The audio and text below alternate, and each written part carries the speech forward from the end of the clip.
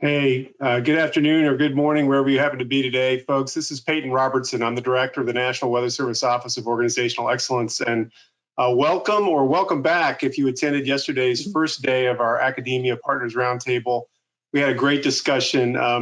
Really appreciate all the feedback we heard from you, but it sounded like in totem it was really well received, and we certainly enjoyed it. We had a lot of great insights and observations shared. So we look forward to a similarly robust conversation today. I'll just throw in one personal note, as it's the Academia Partners Roundtable, and I look at that date of May 24th and 25th on the slide. I've got a son graduating from college on Thursday. So I know out there in academia world, it's that time of year. It's May, lots of graduations going on. So I'm sure all of you in various departments across the country are celebrating some fabulous talent that you've helped educate over the years. So thank you for that. And without further ado, I'm going to turn it over to Andrea to tell you what the day is about today. Thank you very much. Great. Thank you, Peyton. Good morning, good afternoon. So great to be here on our second day of our Academia Partners Roundtable. I'd like to cover a few logistics and just make sure everybody is set up to interact with us today. For those of you that may not be looking at the screen, I hope if you're on the phone, make sure you have your audio pinned. That way you can participate later and raise your hand when we're having some open, community discussion. But for now, you all will remain muted until those points. We are recording the webinar. We plan to post it later, and I'll share that link with you at the end of today. But just know that if for some reason you don't want to be in the webinar, you can still listen in on the phone, and that's more private if you don't want to be listed as an attendee.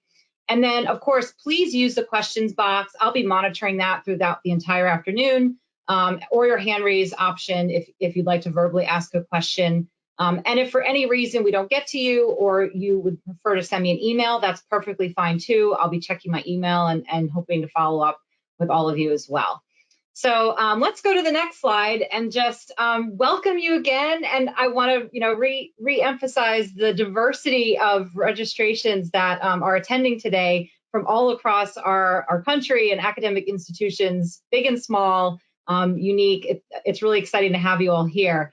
But I do want to get to know you a little bit more, and I think this will be really helpful for our opening speakers, and ask you two polling questions. So the first, we want to understand, what got you interested in our atmospheric or related sciences. So if you go ahead and click on one of those radio buttons there and submit an answer, I think this could be an interesting way to really understand where you're coming from or what you're interested in.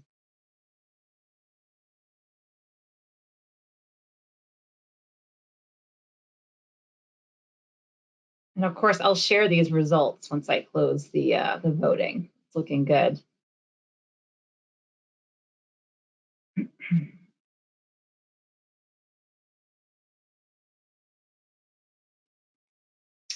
All right, looks like we're evening out a little bit here. So I'm gonna close the poll, and then I'm gonna share it with you, and you can kind of see. I'm not surprised. I feel like many of us got interested in this field, particularly because of a significant weather event that might have happened. But I always like to see the educators out there that maybe influenced us, and I love the born interested. That's a great response too. Okay, I'm going to ask one more question and find out from those of you that have gone through or in current atmospheric programs, what has been your favorite atmospheric or meteorology science course over the years? Maybe this is hard to answer, but I know I have my favorite.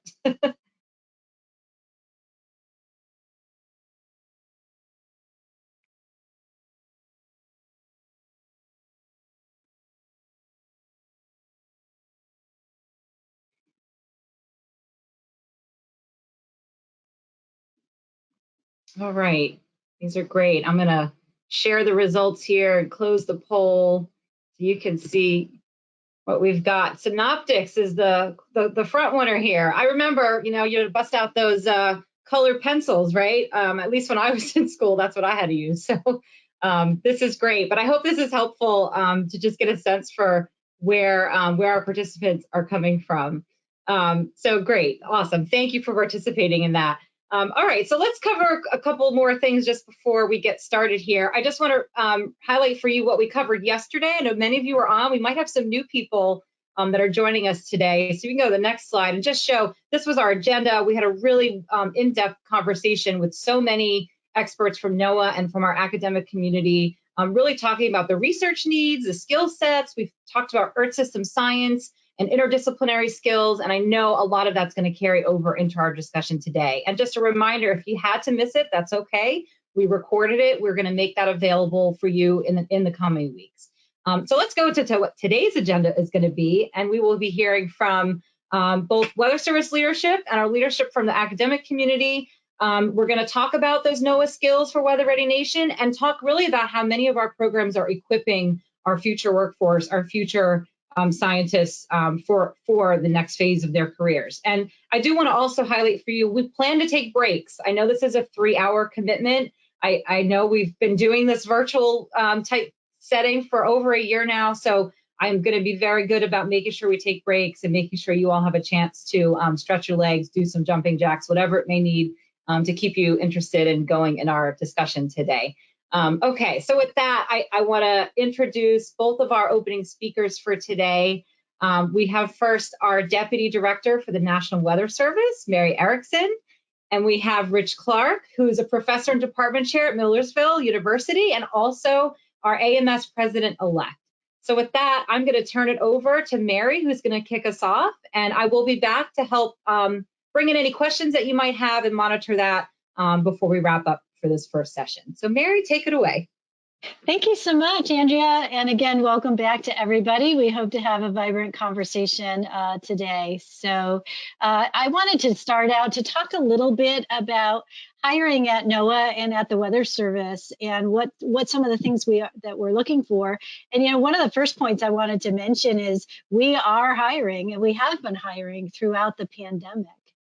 Since April of 2020, we've brought on board actually 337 new employees. So that's a pretty substantial number. And over 200 of those were hired as meteorologists in our entry-level career program out in our field and operational forecast units. So this is a real essential part of the workforce for the Weather Service. And one of the things I wanted to be sure everyone is aware of, I think most are, but we have a really nice on-ramp.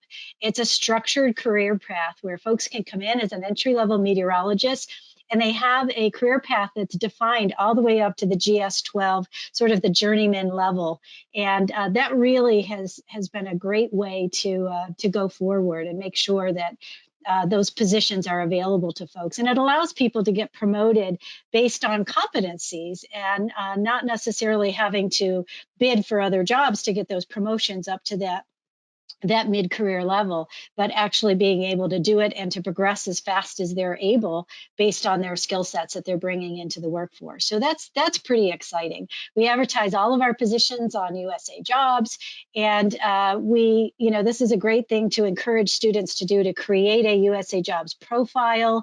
They can set up what kinds of opportunities they want to be notified about so that they're really available and know what's coming down the pipe. So that's really great. Later on, when we talk to some of our other folks, our NOAA Education Office has put together a really great handout on all the different ways that students can also do internships with us. We have a wonderful Pathways program. We have our LaPenta internship program, and several of these provide us with direct hire authority. So once students do the intern program and graduate, then they're able to be brought on board into career positions without further competition when we have a vacancy. So that's pretty exciting. So again, I mentioned that we have this ability to define these positions all the way from an entry level, like a GS-7 or 9, depending on people's educational background, all the way up to the 12 level. One of the things I wanted to mention, so let's talk about what skills those students need, right? So the competency model really follows the forecast process. So one of the things, there's 5 main competencies in that model. First, it talks about understanding our observational system and making sure people understand data collection, data management, our observing systems, and how to be a good steward of those observations, some of which are taken at that local level. Then, of course, the main first day, generating forecasts, outlooks, watches, warnings, making sure they have all the skills they need to do that particularly well. And then our impact-based decision support services, understanding that it's not sufficient to create that forecast and warning. That's really important to do that well with a lot of expertise and a lot of the science background that new employees are bringing to the workplace, but being able to understand how communicating that, delivering that is really important for making sure that we deliver the services the way we want. There's also a competency based on teamwork, collaboration, and leadership. I'm a firm believer in you lead from any chair. And so no matter what your position is, there's going to be opportunities. And particularly when you think about the forecast environment, there's always an opportunity to step in and contribute what you know. And we want to be sure folks are develop in that area. And then lastly, integrating new science and technology into operations. And I think this is one of the draw for people in our positions is they understand that even in an operational position, you have an opportunity to be in training new tools and new techniques as they come in from the research community. So we're really looking for students that have demonstrated an ability to connect to challenges and gaps and to make a difference with those. We want people that have a passion for customer service and that mindset of continual learning and curiosity. That's just really going to be totally a key part of where we're going. I will also mention that we do have a strategic human capital plan.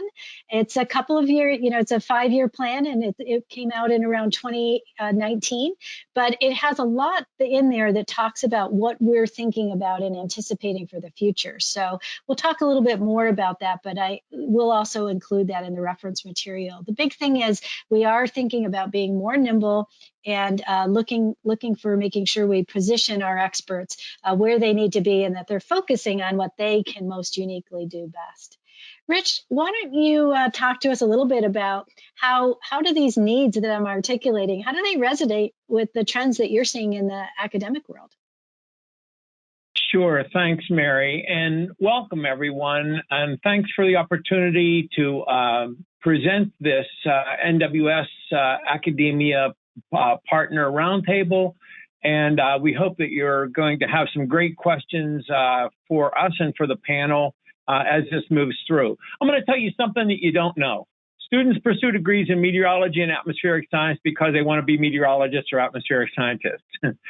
So whether that be with the National Weather Service or broadcast industry or private sector or research, there is still, as the survey just showed, that, with 40%, that the student comes in saying, that they became interested in meteorology when this or that weather event affected them, had some personal impact. And, they come in with the idea that they want to do forecast or they want to forecast or they want to do research or they want to be on camera. And many, but not all, as you well know, will know that it takes a rigorous path of classical physics steeped in mathematics and couched in data and data analysis and the need for strong computational skills to get a degree in meteorology, because after all, it is really the physics and mathematics and chemistry of the atmosphere. And by the way, while I'm on this subject, my favorite course was atmospheric chemistry, which only garnered 4% of the survey, but we'll let that stand. But and there's another thing that we know as educators. We know that the first interest that a student has may not be their last. And therein lies the opportunity for students to explore the breadth of the enterprise and test the waters. It's not like that one precocious freshman that I had who came to me and says, I want a degree in meteorologist, but I don't want to work as a meteorologist. I love the hubbub of Washington, D.C., and I want to be in consulting and advocacy. And that led us to create, and this sort of goes in with interdisciplinary studies that we're going to talk about later, that led us to create a minor in government and political affairs that was tailored to the meteorologists that wanted to follow this path. And by the way, the student went on to the University of Rochester for an MS in Science and Technology Policy and ended up on K Street writing position papers on climate change for legislators. He was also the first undergraduate, I believe, to attend the AMS policy colloquium. And I digress there for a second to show you right off the bat that there is breadth to this enterprise that we're in.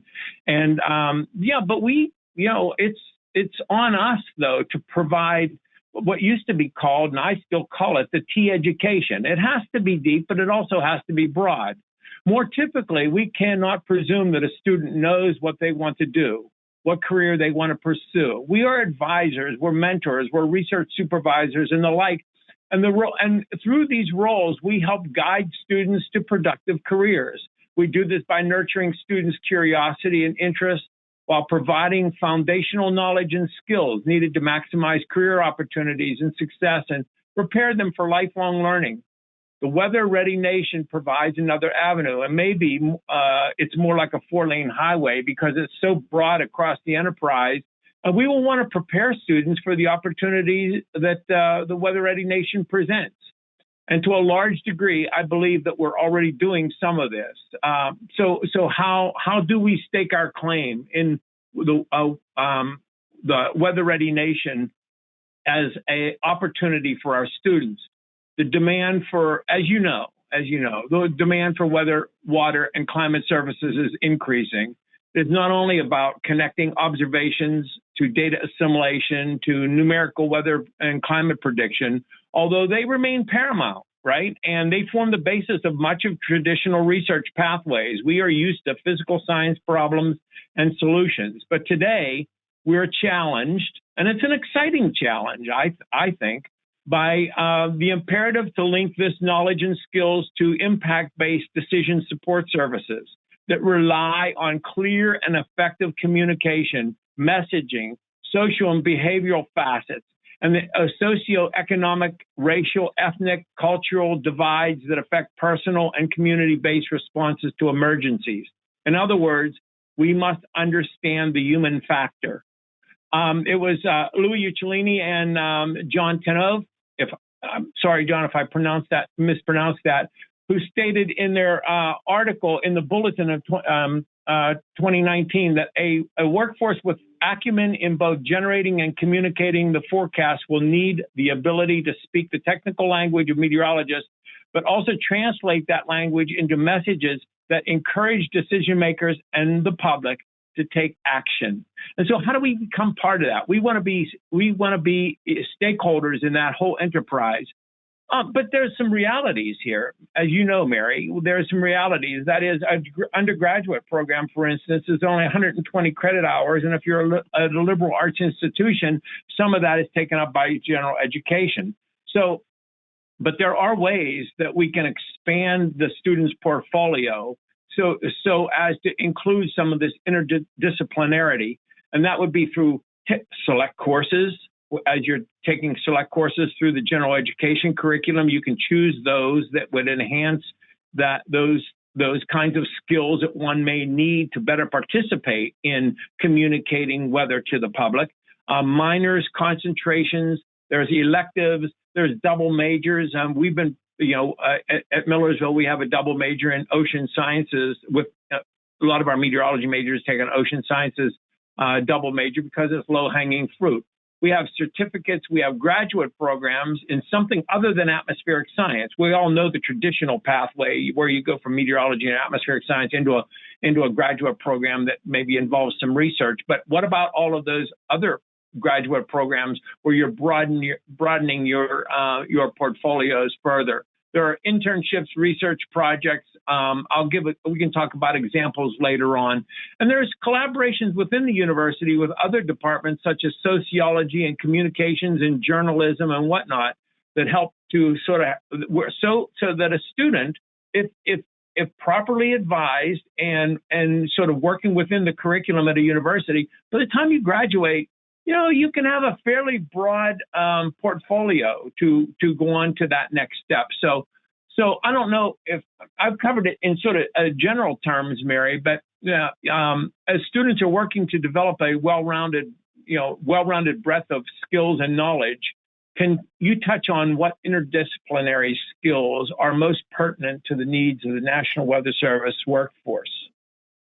Yeah, well, you hit on several of them, Rich, and we had a really vibrant discussion. We teed off into this area yesterday, so I'm going to restate a few of those. First off, great job teeing up the social, behavioral, and economic sciences, and that I want to start there. Often we list the physical science and that collaboration, and we put the social, behavioral, that. In the Weather Service strategic plan, one of my favorite goals is that we talk about transforming the way that people receive, understand, and act on information.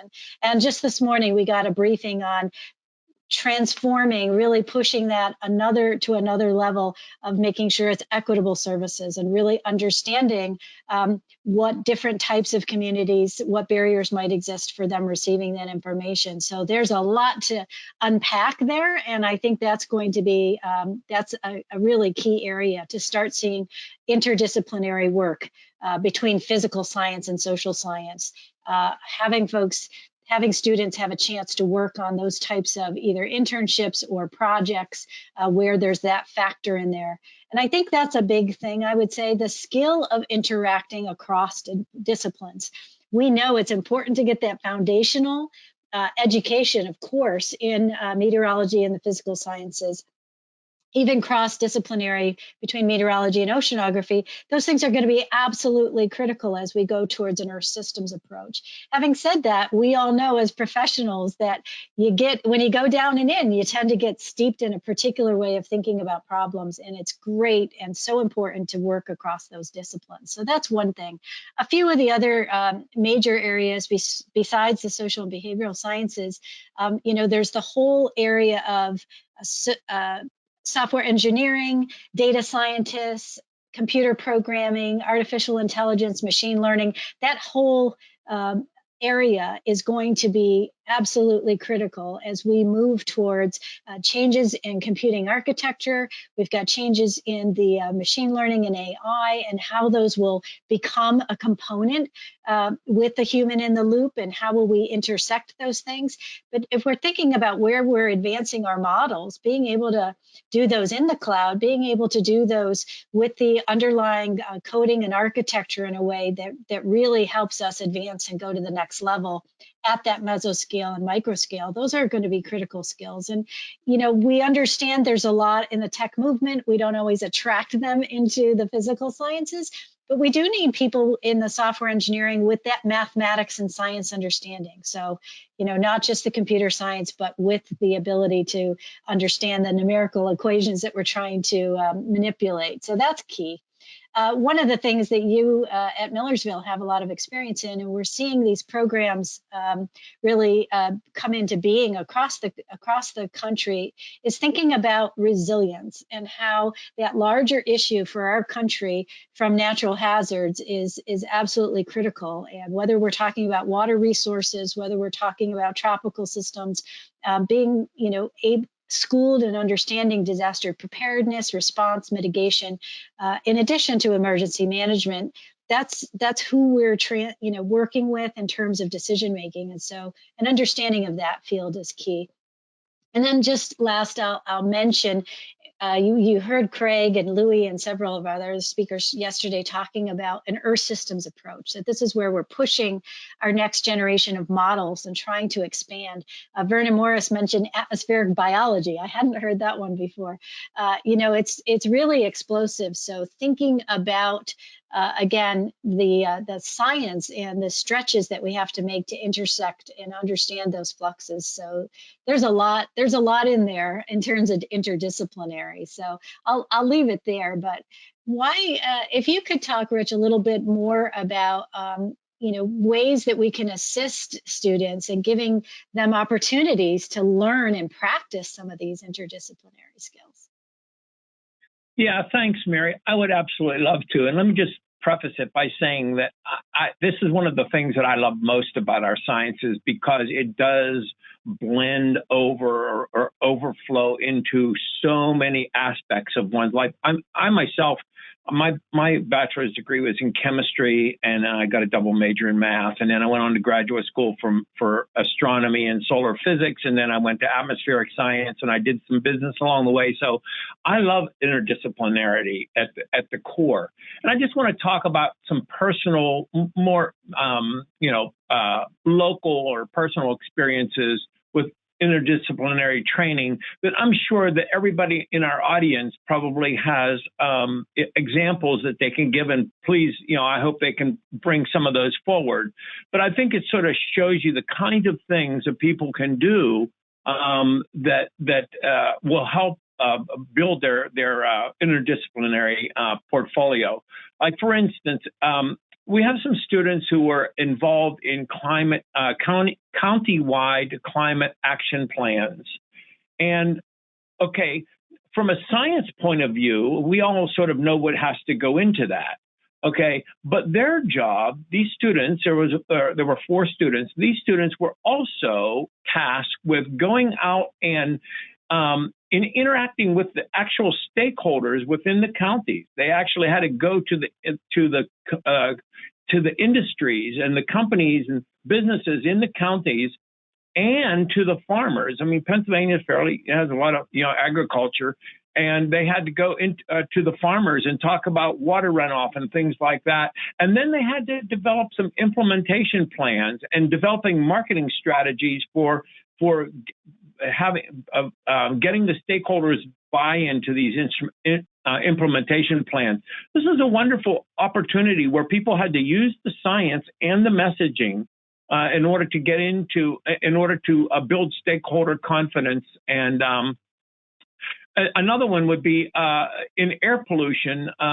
We do a lot of measurements. It's one of the things that we are strong in, I believe. And so this summer, there's a group of students that, based upon a study that was done in Barcelona last year, I'm sending a group of students out to all the cities in Pennsylvania to look at the variability of pollutant concentration, trace gases and particles in the urban environment. And they're going to have to interact with the local communities. They're going to, agriculture is a source there as well, but they're going to be mainly in Philadelphia and Pittsburgh and Harrisburg and Lancaster and places like that. And they have to be able to message to the people. Once they have the results and we process the results, we're going to go back in to these cities and go to like local town halls and churches and whatnot, and actually create the message that is related to what we find. Weather risk and business continuity planning. I'm not going to steal Seppi's thunder because she'll be talking a little bit about that, but we're involved in that. Whenever you're talking about weather risk and business continuity, you have to take your science and you have to transform that science into a message that is meaningful to the decision makers. And one of the things that we all do, I'll bet, most of the people on here who are faculty are, you have a core curriculum, and in that core curriculum, which is your required courses and your electives, you have courses that are all that will expand the skill sets for the individual students. Like, for instance, programming courses. I know at Millersville here we have Fortran and we have Python that we teach as part of the required courses in the major sequence. We have a GIS course, and then if students want to, they can get training in IDL Envy, they can get MATLAB, R, Advanced GIS, and that's just through the core. In addition to that, we have, as you all do, and we can talk about this further. We have minors in data science, in AI and machine learning, in environmental hazards and emergency management, in broadcast communications, and I already mentioned the government and political affairs, and environmental chemistry, and places like that. So if you want to branch out, if you want to be able to do that, there are ways, and almost everybody gets a math minor because you're one one course short of a math minor. So there's that can be done at sort of the local university college scale. But then on the societal scale, there's the AMS, for instance. And I'll put my AMS hat on for a second and just talk about, in the AMS statement on the BS in meteorology and atmospheric science, it speaks to trends in interdisciplinary studies and opportunities that link the human dimension with the physical sciences. And I'm just sort of I'm paraphrasing from that statement. The students will benefit from courses and other types of exposure to disaster sociology, environmental hazards, behavioral economics, environmental law and policy. And students should look for commonalities in order to expand the boundaries of these disciplines and lead collaborations. So that's something that's coming directly out of the AMS statement. Now, the GS 1340, and we can talk about this a little bit later if you want to, Mary, but the GS 1340 is a little bit more prescriptive, and it's a little older statement. It hasn't been revised as of late, and it doesn't really speak directly to the Weather Ready Nation, but I'm thinking more that the Weather Ready Nation is more likely to inform the next generation of the GS 1340. And I'm not really sure because I'm not involved in that, but that's something that I can imagine happening.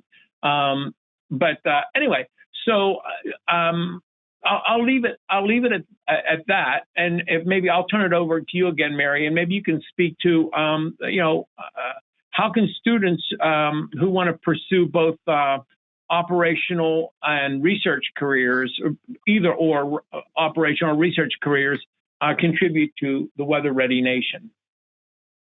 Yeah, that's a great question. And I know with some of our internship programs, we know that sometimes students are making that, trying to discern, where they want to start in their careers and between the research and operations. And one of the things that's so great about NOAA is we have it all, right? And so we have the applied research in OAR and in NESDIS, whether they're working on next generation observing systems or working on a wide variety of modeling and technologies, as well as decision support systems. They're right there partnering with the Weather Service. So those are key things. One of the things I just want to mention is, you make a good point. The 1340 is sort of the basis, if you will. You mentioned getting that basic meteorology degree as your foundation, and I think the 1340 is making sure folks have the breadth of technical skills to do things. But we are discussing, certainly, at least in a general way, the experiences and the skill sets that we need for those successful folks that are in the forecast offices. They are that local arm that are in the community. And so they absolutely need those translation skills that you just talked about, and an ability to identify with and convert that message. And I always tell our folks, we do get pushback. Sometimes people say, well, wait a minute, you're turning me into a communicator. And it's like, no, we're adding communication skills, right? We're not changing, we're not taking away, because I do believe that folks have to have absolutely really sharp technical meteorological science skills to be able to more nimbly articulate the issue and adapt. If you're in an emergency operations center or in a community that's experiencing a hazard, you have to very quickly adapt to the circumstances on the ground. And so your training is going to be absolutely critical in terms of the sciences. So that's a key. In terms of melding, between the research, that mindset that I mentioned before about continual learning is really key. This is how you're launching yourself as the students coming out of a degree program, and it's certainly not the end. I can attest to that. You have lots of opportunities to do collaborative science. So I think the more experience they have of that, and you just gave some great examples that your students are having in these experiences and experiments that they're doing, that the more collaboration experience they have, the more there'll be those opportunities to, whether it's we have test beds throughout NOAA, that proving grounds that allow us to intersect across those different disciplines. I also wanted to mention, we have talked about that we are working to build a diverse workforce that looks like the communities that we're serving. And that's going to be an important skill. Folks need to be comfortable communicating their science in a wide variety of circumstances and translating that to things. So, we've talked a lot about the workforce that we need. Is there anything else, Rich, that you want to say that, you're thinking about what's most essential to prepare our students? Yeah, thanks, Mary. I'll sort of shorten this by just saying that we believe that in a mile wide and a mile deep. You know the expression, mile wide and an inch deep, right? Well, I think it has to be both these days. And whenever I talk to prospective students and their parents, whenever they come in for open house events and stuff like that, I don't make any apologies for the possibility of a 5-year Bachelor's of Science degree. I think if a person can do extremely well and have a strong and broad portfolio by considering, as I've already said, considering minors or concentrations, that's an important side on the undergraduate level. That's an important thing. But then, I would expect that the National Weather Service and other organizations is going to be more attracted to hiring a master's degree student, maybe. And so being able to pursue a master's in, say, emergency management, as Seppi will talk about, I'm program coordinator of what's called a master's in integrated scientific applications, which has weather intelligence and risk management and environmental earth systems management and stuff like that. Those kinds of things where you're really building communication skills. Communication and stakeholder and decision making is really it's built directly into those programs. Okay, it's not secondary. It's not part of a course. There's actually courses that are expressly there to build that skill. Now, there's this other side, too, in addition to all of that, in addition to the rigorous and the comprehensive and all of that, how do we prepare future graduates to serve vulnerable and unserved communities, which is really important to the Weather Ready Nation? And for that, I'm going to just put my AMS hat on again. And I would encourage every one of us to be telling our students to get involved in the AMS and the AGU and other organizations, National Weather, NOAA, and other organizations that have developed organizational units with the expressed intention of increasing and strengthening representation, diversity, equity, inclusion, and access. Okay, such as the AMS BRAID, okay, the Board on Representation, Access, Inclusion, and Diversity, and carry that forward to better know how to serve vulnerable and underrepresented communities. If you know someone better, you're more likely to understand and be able to put yourself in their shoes.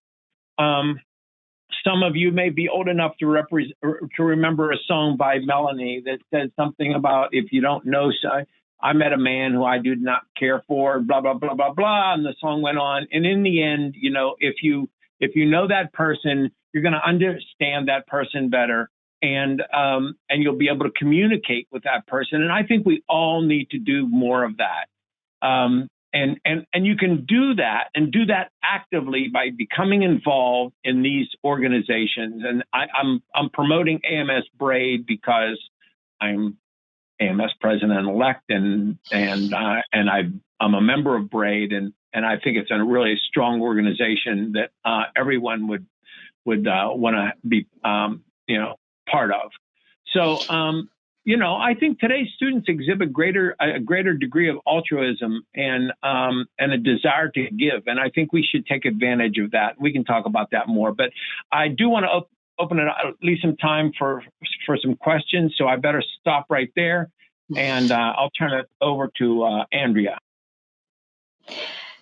Yeah, just remind everybody, please go ahead. I don't think we have any questions right yet, so please go ahead and pop them in if you have any for us. I want to just build on your last comment. Absolutely, in terms of wanting to make a difference, we're seeing that as our new employees come in. They really are engaged in that and wanting to make a difference. And it reminded me of something that Bill LaPenta used to always tell our student interns, which is the importance of networking. And so programs like BRAID and others help you build your own network of folks within the discipline and across disciplines, right?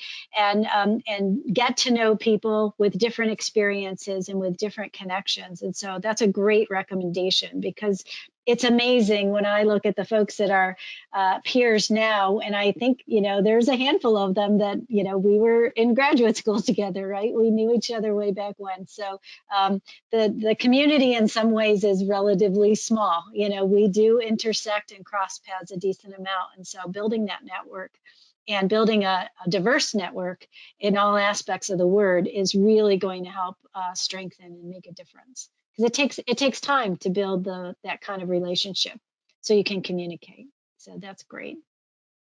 Any questions, Andrea? We do have one question that's come in. It's around the communication discussion that you had earlier. Maybe this is a little bit more towards you, Mary, but what are some specific communication needs or problems that we're facing that maybe you could talk to a little bit more? I think you covered it with some of the underserved communities and others, but are there others you can think about?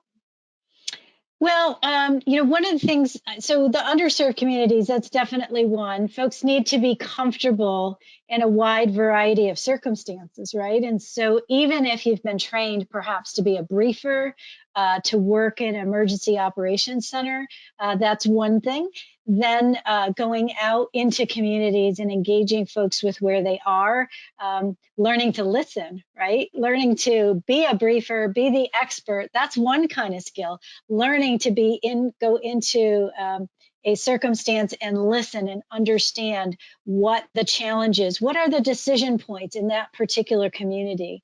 Maybe they don't have a shelter, and so they're trying to make decisions in that community about what other facilities they can use, for severe weather, for example. So it's hard to know, and we won't know what those challenges and decision points are until we engage. So I would say it's that flip side, right? We probably train some people on the delivering. Having said that, one of the things that was really exciting is we have a something that we call our IDSS boot camp. And I've gotten to participate in that. And it is interesting. The demands that you have, and our professionals in the audience very well know this, but the demands that you have in a rapidly changing situation from all levels of decision makers, from governors and civic leaders, to the emergency managers, to the community people themselves, to the folks that you're trying to influence to say, stay home and take shelter and don't get on the road. There's a wide variety of things you need to do, and it takes a real ability to think on your feet.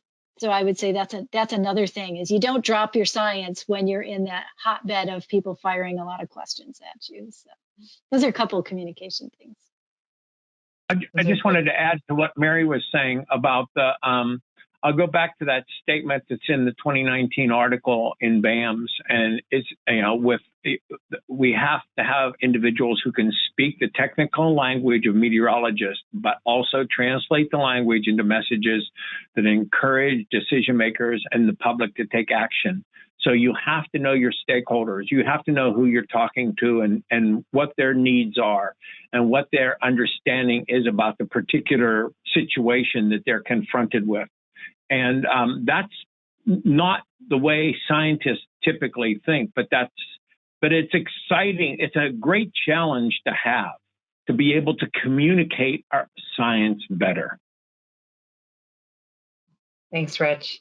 Well, this has been a really, really great discussion, and both of your perspectives, I think, are really setting us up for the next two panels we've got set up today. I heard the basics are so fundamental, but there is no one career path, right? And building those skills in as many ways as you can as a student is really going to help you in the long run. But I'll say it's not just limited to when you're in a formal education situation, right? It continues in your career. So no matter where you are listening today across our enterprise, thinking about adding on to those skills of interdisciplinary needs that we've been talking about in terms of the next phase of Weather Ready Nation are, I think, relevant to everybody today. So I want to thank you, Mary. Thank you, Rich, for being on today and starting us off.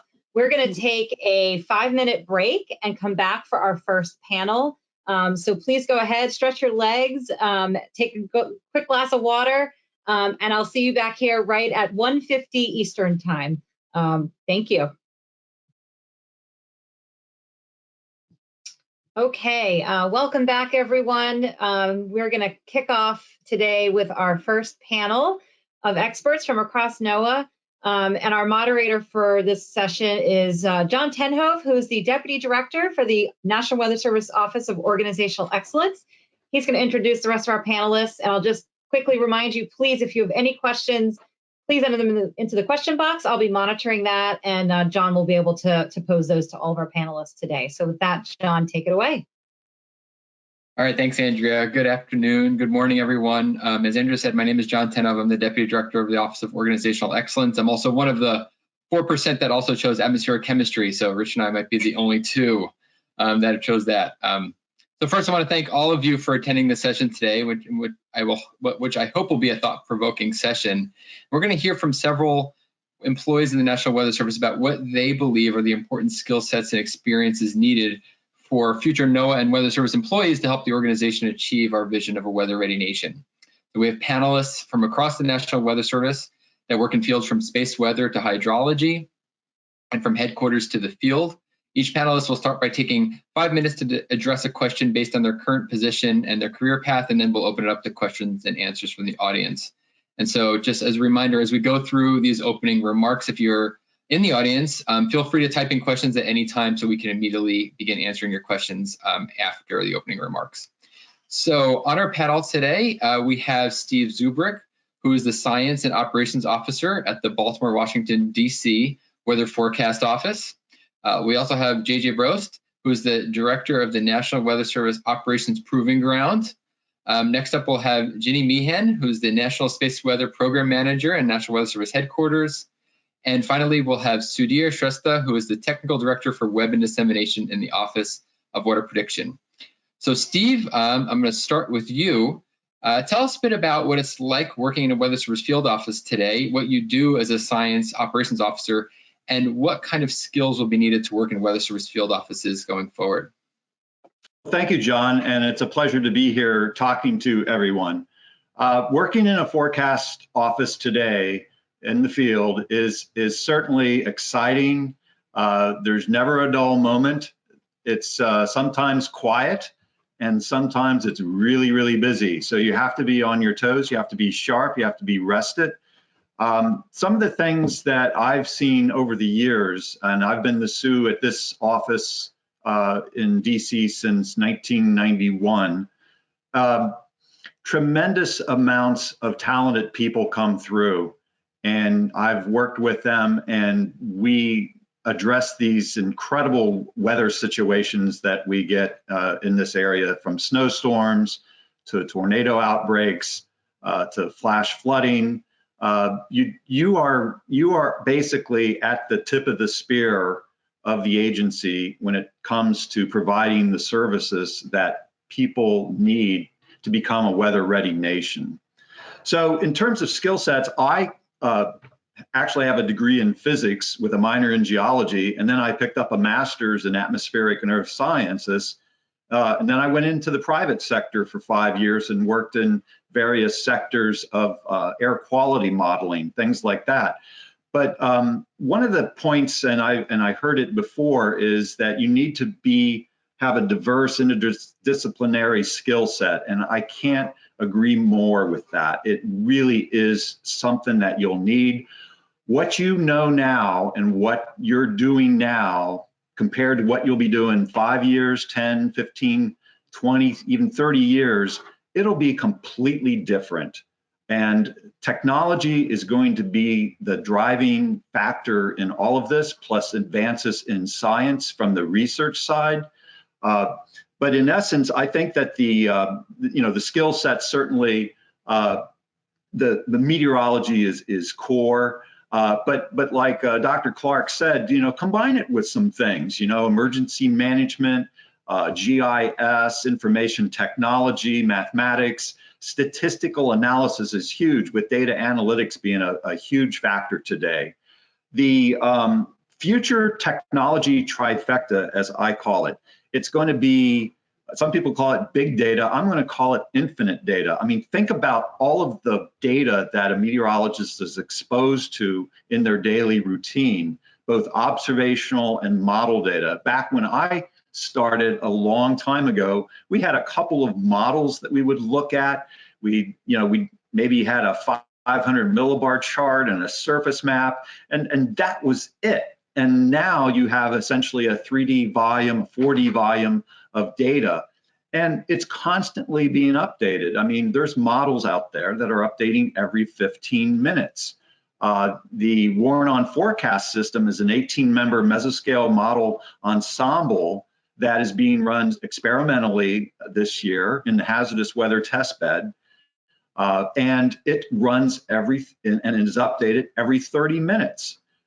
So the pace of data is going to be infinite. It's going to be what I call infinite data.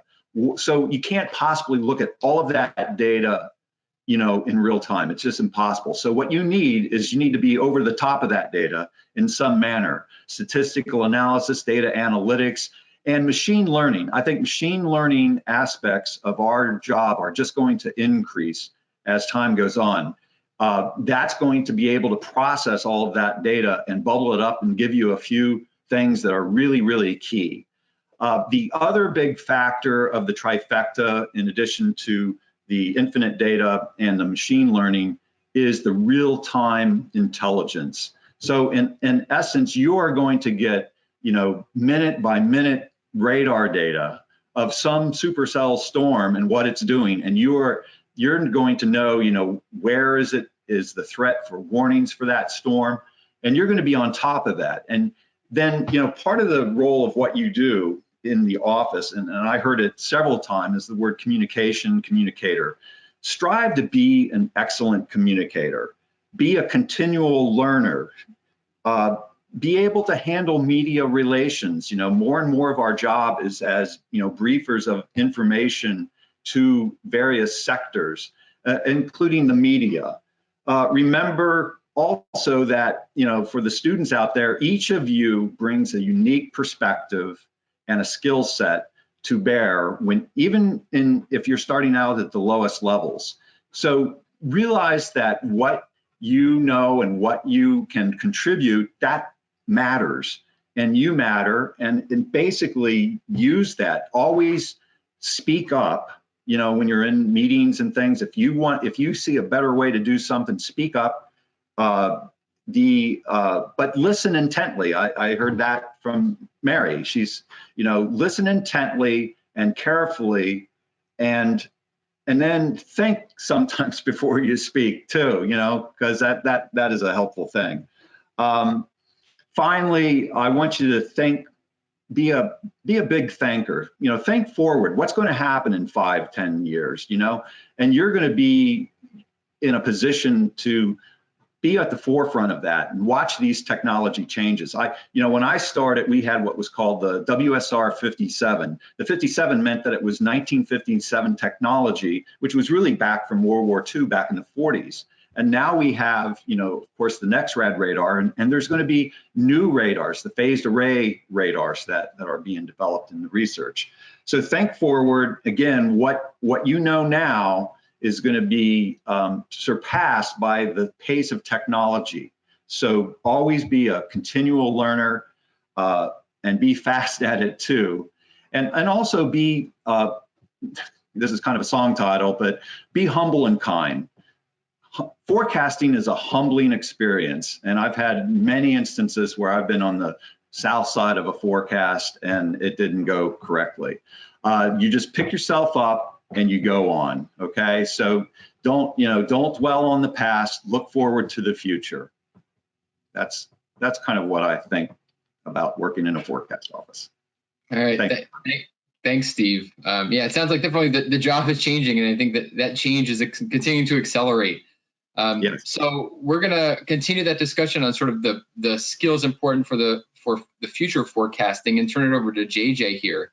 So JJ, tell us a little bit about the operations proving ground and what you think will be the skills needed to support the future forecasting paradigm. Absolutely, and thank you, John. Thank you for the opportunity to speak with these wonderful people. I did do a quick wardrobe change during the break because I noticed Arizona State University was not on the list. That's okay, but wanted to represent my alma mater, so hope that's all right with everybody. I do still have a lot of love for University of Arizona, though. All right, so as John mentioned, I'm with the Operations Proving Ground, which is an entity within the agency that's located in Kansas City, and we primarily support the final stages of the research to operations process, focusing a lot on forecast offices, local forecast offices. And so we take new science, new tools, new processes, concepts, and apply them in a simulated operational environment to ensure that these ideas are ready to integrate into actual operations, right? And thanks to COVID, that's kind of a weird thing to say, but thanks to COVID, we've been expanding a lot of our capabilities virtually using cloud technologies to include more water and aviation-based tests, which were previously a little outside of our modus operandi. And we're also integrating more with our national centers. So again, I like to think about us on kind of the leading edge of science. So I really appreciate the question on the future of forecasting. And I think what you'll hear me say are going to echo what Steve just said. But I want to start with a quote that I read from the ECMWF user guide. I recommend you look it up. It's kind of a neat multi-page guide on how to use the ECMWF model written by the European centers. And in this guide, it said, forecasting in the near term, and they didn't define that, but forecasting in the near term is a meteorological process, while forecasting in the medium to extended range is a statistical process. And that concept has really resonated with myself and my team at the OPG. We've taken that to heart. So a lot of our experiments, our demonstrations, our tests, they focus on leveraging probabilistic information in the forecaster decision-making process, and then translating that into end-user decision-making, meeting the end-user needs. We also demonstrate a lot of mesoscale analysis and the value of conducting high-quality mesoscale analysis to provide enhanced information in that short time frame, right? So it's a little bit of both. It's meteorology and statistics. So when I think about the future of meteorologists or even hydrologists in the agency, I believe we really need to understand things like data science, probability theory, decision theory, and even game theory, which I learned while spending some time at the University of Arizona was not about winning Monopoly or Halo, much to my chagrin. I am a gamer, by the way. These are my gaming headsets. So yeah, and we definitely need to understand how to integrate those concepts into supporting end user decision-making. But for me, and maybe more importantly, we need to understand those concepts in terms of forecaster decision-making. If you consider the forecast process today in operations, you would find a highly inconsistent individual process. That process, of course, is generally based on the forecast funnel, which we were all taught through school, but each person applies that in their own unique and different way. And this inconsistency creates a lot of challenges when you're attempting to create a collaborative forecast or a collaborative forecast process. So in addition to applying data science to forecast decision-making, I also want to echo what Steve said about the fire hose of data that's coming into forecasters' monitors and their brains on a daily basis. We need data science to help us synthesize all of this information and find that signal through the noise, which is another great book if you want to have a nice light read on a weekend, Signal and Noise. So there's tons of satellite radar, model, ensemble, analysis products that we can review on any single shift. And we really need to understand which one of these fields or products actually enables great decision-making and which ones are just rather irrelevant and we could ignore. So finally, at the OPG, we have the benefit, as I mentioned earlier, of being on the bleeding edge of science. We're allowed to be a little creative and try new things and think outside the box, so long as we abide by the scientific method and the requirements of our agency. So this means we have the opportunity to work with academia or the private sector on various focused projects, and got a couple examples. We're currently using Amazon Web Services to test out our AWIPS in the cloud system, and we're also in discussions with Esri about leveraging cloud-based GIS technologies. And then finally, we have an OU, University of Oklahoma SIMS, and a Colorado State CIRA contractors, I should say, that help us on all of our projects. So like I said, thank you so much for listening. Thank you for hearing me out. I really hope we can build some relationships and find ways to work together in the future. And again, our main focus is on field operations, and we're not so much in development or software, things like that. But yeah, I appreciate your time and look forward to the discussion. All right, thanks, JJ. So now we're going to switch gears a bit and hear from someone at Weather Service headquarters and in a specific program area, which is space weather.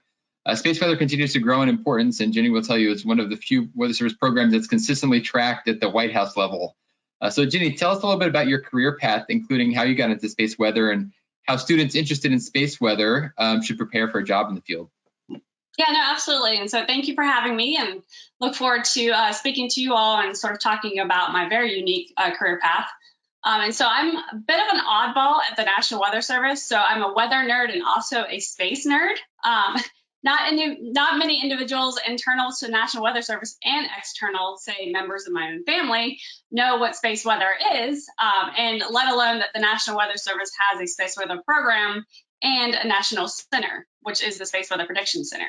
So I say this because we, the Space Weather Program, are really behind in educating the general public on space weather, what the impacts are, and how we prepare and mitigate them. So let me tell you a little bit about how I became the National Space Weather Program Manager for the National Weather Service. And so I was a young, about to be meteorology graduate from the University of North Carolina at Charlotte, when a group of students from my senior class decided to head down to New Orleans for the annual AMS meeting in 2008. The Monday night, we headed to the opening night of the exhibit hall. I had my swag bag in one hand, then I had a hurricane in my other hand, because it's New Orleans, obviously. And we happened to come across a NASA table with a sign that read space weather. And so it just so happens that Bill Murtaugh, the National Weather Service Space Weather Prediction Center Program Coordinator, was standing there. So I turned to him and said, "Hey, what is space weather?" And so we talked for a while, and I learned about how the variable conditions on the sun and in space can impact the reliability of space and ground-based technological systems, and how it can endanger life and health. And so I was immediately hooked. So I kept in contact with Bill over the year. He introduced me to Dr. Janine Fisher. She's now the acting director of NOAA's Ocean Exploration, and they really became lifelong mentors. And so what I did was I took an internship with Janine at the AMS Policy Office in DC, and I investigated how space weather impacts various GPS industries. And I also got the opportunity to attend the AMS Policy Colloquium.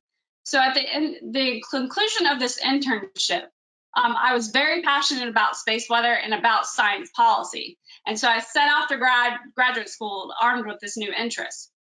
And so I started my graduate career at Hampton University in the Department of Atmospheric and Planetary Sciences.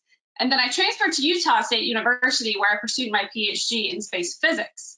So right away, I knew I should have paid more attention in those undergraduate physics courses, because I was lost, right? So graduate level quantum theory, I'm still really not sure what happened in that class to this day. So during graduate school, I made sure to attend whatever summer school program or internship in space weather or space policy I could learn more from. And because of my interest, I took on 2 different policy fellowships. One with the National Academy of Sciences, the Space Studies Board, and also as a legislative policy fellow at Utah State's Institute of Government Politics.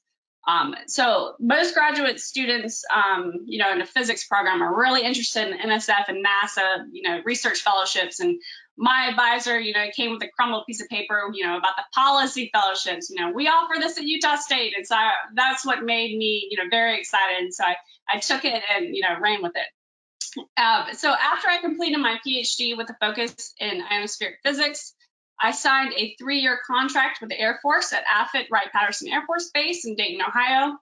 The focus of this postdoc was numerical modeling of the ionosphere using different data set types.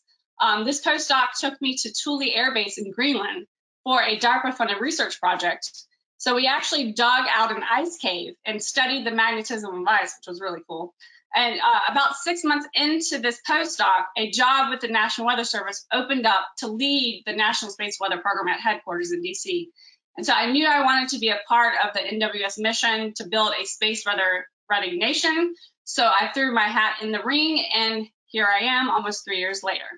And so one thing I learned about my journey from meteorology to space weather is space weather has many avenues, many disciplines, from plasma physics, atmospheric physics, solar physics, atmospheric physics, magnetospheric physics, heliophysics, radio astronomy, geophysics, and geology, to name a few. And so I really think that hybrid programs, like, for instance, Millersville, because Rich is on the line, they offer a minor in heliophysics, so you can pursue your meteorology degree, sort of touch into more of that solar to see if you're interested in. So that way you could then set off to grad school once you figure out sort of what you're interested in or what really you're passionate about. Or a certificate program, which they also offer, to where you may not want to be so technical in space weather, because it is, like I said, a ton of physics, but you just want to get smart in the topic. And so let's learn the basics, let's learn the ins and outs. And so I think programs like that are essential for the space weather program moving forward. And so also, some advice that I would give is you have to determine what you're interested in. What are you passionate about? Do you have an operational mindset? Do you like modeling, research? It is all needed in space weather, very much so. There's so much to be done. Space weather covers a vast domain. The knowledge and predictability of the sun, it's a very active star, is really in its infancy compared to the terrestrial weather. So as far as the skill sets that I recommend, as you've heard from others, you'll continue to hear is communication skills, writing skills, technical writing skills. I wish I would have had more in undergraduate, especially to prepare me for graduate school. And then even in graduate school, we were always asking for more writing courses because of just, it's not a skill set that we learn. We're not English people, right? Like, we're not English majors. You know, we are the math, you know, where the science is. So, but being able to write, you know, especially now for policy, I mean, I'm writing and reviewing national policy documents. And so that's a skill set I've really evolved, you know, in these past 3 years, especially being my position. I wish I would have had more experience with. Also, teamwork, problem solving, the ability to think quick and make quick decisions are critical skills. And also the ability to collaborate. I can't even begin to tell you how essential it is to collaborate, especially in the space weather field and even in the weather field. Well, terrestrial weather, I should say. So it's impossible for just one person to know everything. So working together with your team, pulling on each other's strengths and knowledge banks, working together, internal and external, right? With our sister agencies, I'm on the phone with NASA, DOD every week, sometimes every day, a USGS. It's essential to get things done quickly, efficiently, especially with limited resource. We have to tap and use each other as much as possible. So knowing what you know and knowing what you don't know and knowing how to find it out and work together. So those are some essential skill sets that I would recommend. And that's a little bit about my journey here. And so I'm happy to be here and looking forward to the discussion. Thanks, Jenny. And just want to say that that's a really good advertisement for many of the policy fellowships and programs that are out there that not all students end up knowing about, including the AMS Policy Colloquium, which I went to as well, and it was really good. So now we're going to transition from space weather to hydrology and informatics, and we're going to hear from Sudhir Shrestha. What skills do you believe are important for the future of the water program at the National Weather Service, and what excites you about that future? Thank you, John. Thanks for the invitation. Actually, it's really I'm glad to be here. So first of all, I would like to briefly share about like a future of water services, right? So we are in the middle of like a complete revolutions to meet demand of water services that require like a multidisciplinary skills. And we are federally transforming our water services and water capabilities. And we are at the Office of Water Predictions working on the nation's water resources challenges are increasingly that's a complex and greater than any single agency or organizations or a group can manage and solve in its own, right? So we'll need a power of like an entire water resource community. So with this reality, we're focused on next generation national water model, open community development for the future. But what specifically excites me working at National Weather Service and the future is an opportunity to engage with academic communities through like Summer Institute in partnership with Quasi that we do, and an opportunity to work with like our first National Weather Service Water Resource Cooperative Institute that to be established in fiscal year 2022, which aims to improve the collaboration with academia, nonprofit organizations, and paving the path for students to join NOAA, right? And also working with like community partners like Earth Science Information Partners. I don't know if many of you are aware of. It's like a consortium of the nonprofits that's funded by NOAA, NASA, and USGS, right? And also the ECIP Lab. So they have like a wing which funds doing this small grants that provides access to like the cloud compute resource if someone wants to do the research, right? So they have like small grants. They also provide to do work. They call like a ECIP Lab. And on engaging and enhancing the collaboration with Earth Science community on next generation effort on open community development of national water model and cloud computing. So we heard a lot about some of the effort, like, John's team is working on the cloud computing, how as well. So there's like a lot going on the cloud computing side, which is very, very valuable as well. And we're also collaborating with the AZU, Earth and Space Science Informatics Group. So for skills specifically needed for future water program at Office of Water Prediction, in my mind, like we need to have an interdisciplinary expertise. And we heard a lot from Mary and also all the team here, right? How important the interdisciplinary expertise are. So basically, like for the OWP is like with expertise of we would like to also see some sort of like a blend of technical skills in hydrology and computer science, including data science and machine learning, right? Because that's sort of evolving, and one should be able to harness geospatial science and cloud computing, like Mary mentioned, like just a couple of minutes ago, like how valuable those capabilities are. Also, like there are a lot of discussions happening on the value of the machine learning and doing like ethical work on the machine learning side as well, like yesterday, right? So, but we should not forget one most important skill, and that is everyone we're talking here, I think the same thing, right? Communication and social science skills, right? Like also Dr. Clark talked about it as well, like how important that communication and social science skills are for, right? And that helps us collaboration and engagement with interdisciplinary teams like academia, research partners, public and private industry that focuses on societal benefit in my mind. All right, thanks, Sudhir. So, would you like to add something else?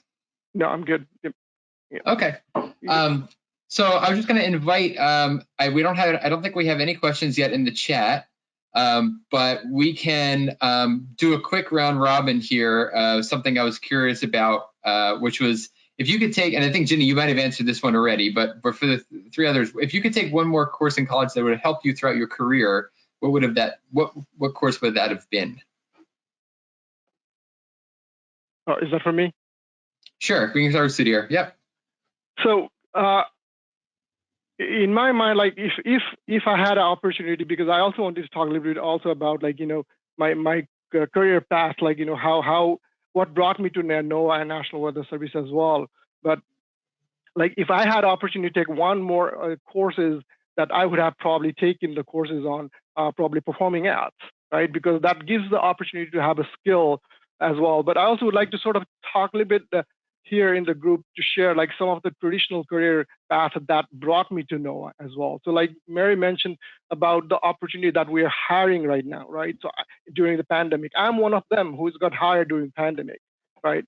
So but with the opportunity, what I wanted to see also talk about a little bit of the career paths that I had is like, I had a background in agricultural science and earth science and geospatial data science. But I had an opportunity to work in like various domains of geospatial science in academia and nonprofit sectors, internationally and nationally. But all these experience sort of enabled me to connect the dots from the grassroots level. I think that's what we're talking about, like interdisciplinary science. This is why I feel like interdisciplinary experience can be pretty handy. I mean, my private industry experience working for like Esri enabled me to learn to capitalize on the capability of geospatial science and remote sensing, and how to extend this with the data science and machine learning, right? So I do believe like having good background on the computer science, just to reemphasize, and cloud computing is critical skill set to have now. But it should expand also like a social science we're talking all, right? So lastly, I also would like to sort of emphasize the need to develop collaboration and engagement skills that we all are talking about, right? That will prepare us to work with interdisciplinary teams, people with different backgrounds and ability to connect, like traditional and non-traditional earth science community. And I encourage students with the varying skills that reflect career paths in the private sector, academia, and international work experience to come and explore how best they can work with National Weather Service serving our nation, actually. All right, thanks, Sudhir. Yeah, I mean, I think that theme of interdisciplinarity is going to continue to come up and is incredibly important. We're finding in the National Weather Service in many areas. So I guess with 1 minute left, I don't think we are have any other questions, but I'll turn it over to Stephen and JJ for their, what's the one course that you'd like to take, or which you should have taken? I alluded to it, but I would have taken a decision theory or neuromarketing.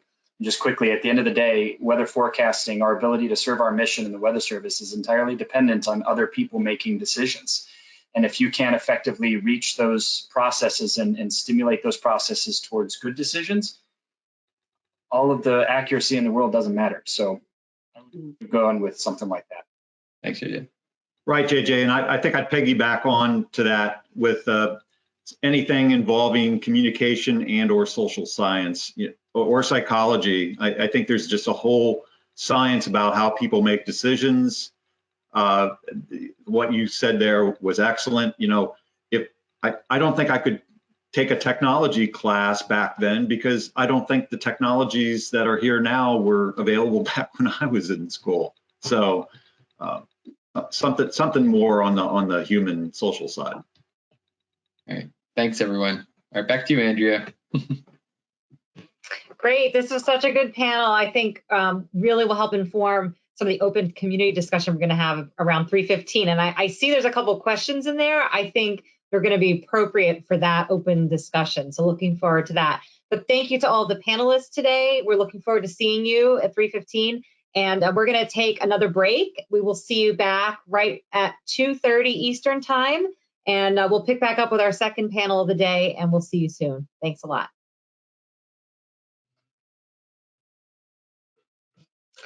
Okay, welcome back, everyone. I hope you had a good break. We are on to our last panel for today.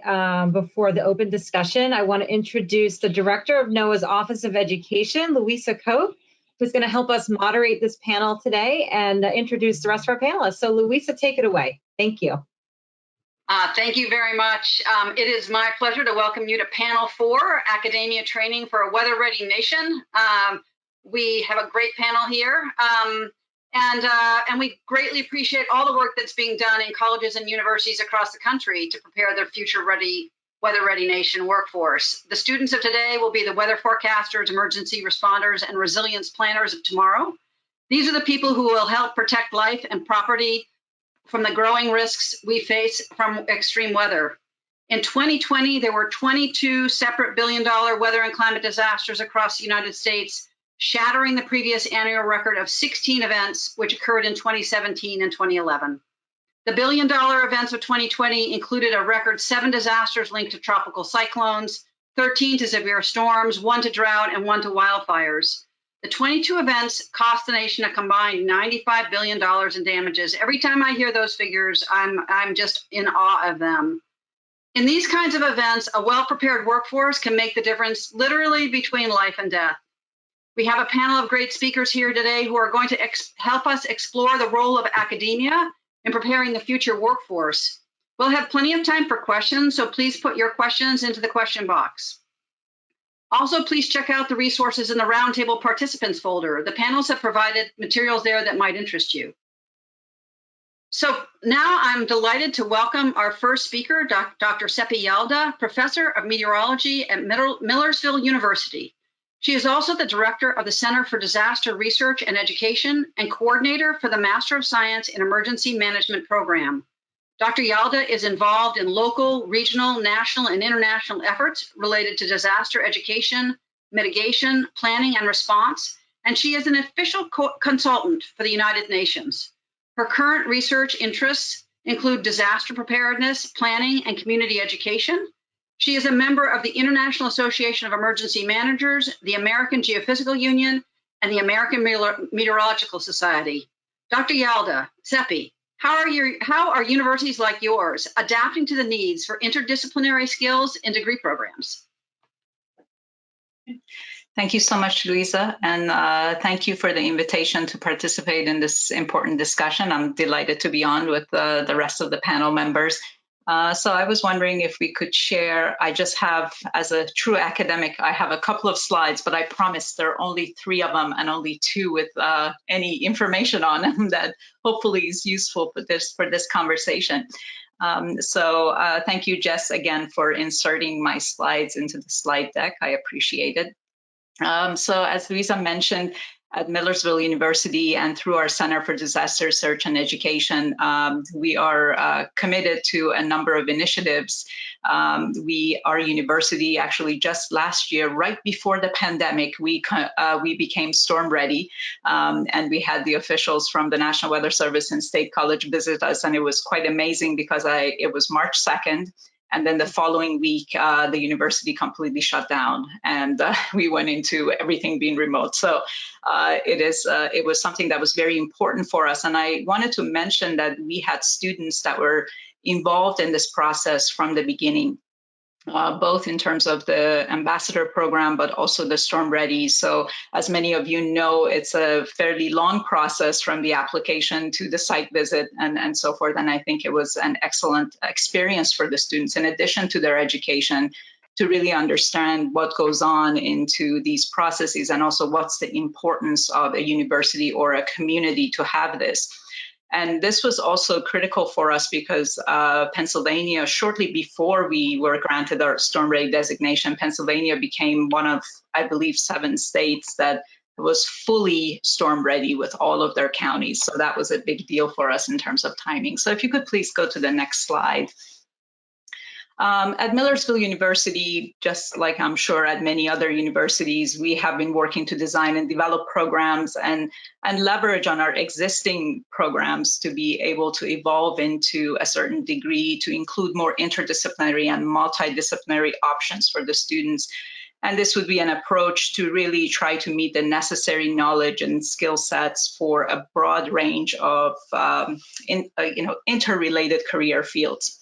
To this end, we're really focused on 2 primary objectives. So we focused on offering degrees and programs that are multidisciplinary and interdisciplinary. And you see on this slide, I'm not going to read through all of them, but I thought that it would be useful to kind of just give you a snapshot of all the programs that we offer. But we really wanted to focus on what are the necessary skill sets and knowledge in fields that to some extent are closely related, but also have broad practical applications. And they include a common and strong strand that is based on addressing the needs of a diverse workforce.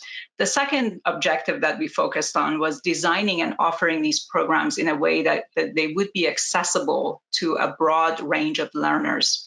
We have found that we're moving away from our traditional students that are starting in an undergraduate program, seeking an undergraduate degree, or perhaps seeking a graduate degree more from a traditional perspective. We are finding that we have learners and students from across the board. I was so excited that just this past May, when we had our graduation ceremony for our graduate program in Master of Science in Emergency Management, I had National Weather Service personnel. Actually, I have 2 of them, one an MIC and one a forecaster. And it was amazing because the 2 of them we actually had a very small live graduation, in-person graduation, and the 2 of them walked off the stage and hugged each other. They were from 2 different offices from across the country. And we've had, again, a very diverse population in our programs. And I'll mention that on my next slide as well. So that accessibility, not just to the traditional students, but also to students that are perhaps looking at building on their education or getting into other fields is really important.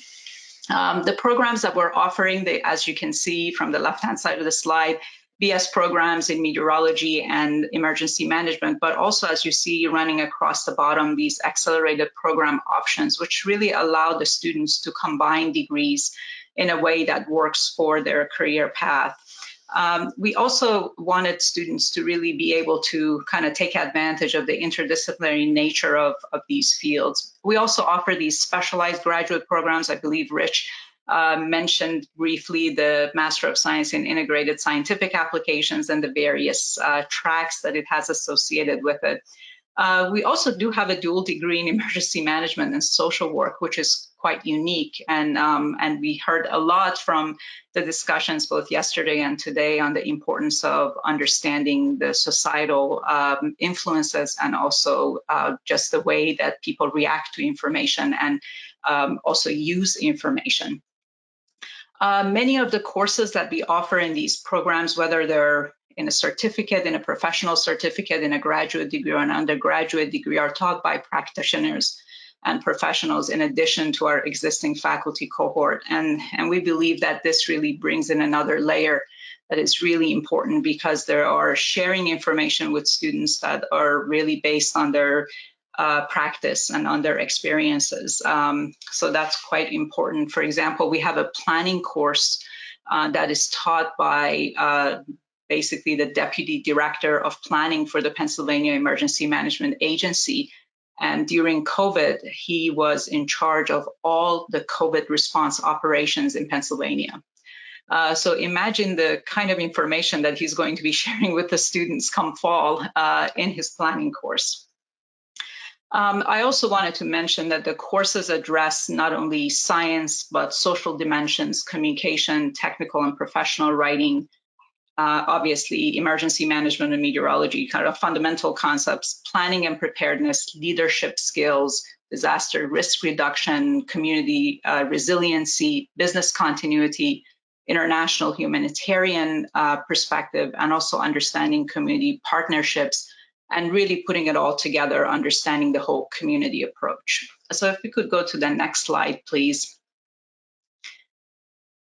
In this, I just wanted to kind of show that all the different types of students and learners that come into our programs. So the center piece is obviously we continue our focus on our traditional students seeking careers, whether with NOAA, National Weather Service, FEMA, their county or state level emergency management, or even going to other areas. But what I really wanted to point out too was that if you look at all of the other boxes, these are all the other types of individuals that are professionals that are now seeking careers in these areas because they want to build on their knowledge. So these really includes anyone from private sector emergency management to private sector meteorologist, emergency management specialists, again, if they're at the state level or at the county level, sometimes at the city level, disaster relief specialists with various nonprofit organizations. We also have broadcast meteorologists. We have quite a number of NOAA, National Weather Service professionals that have joined us in the program.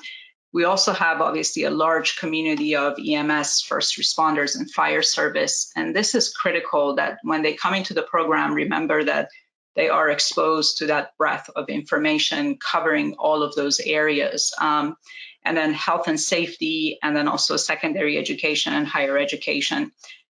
So you can see that what's really important here is not that they are just exposed to it, is that they would understand the intersection of these disciplines, and they would then be able to transfer these skill sets into their own areas. So we're not just talking to the group that is interested, we're informing others that would be really useful for them to have access to this information and to understand this information.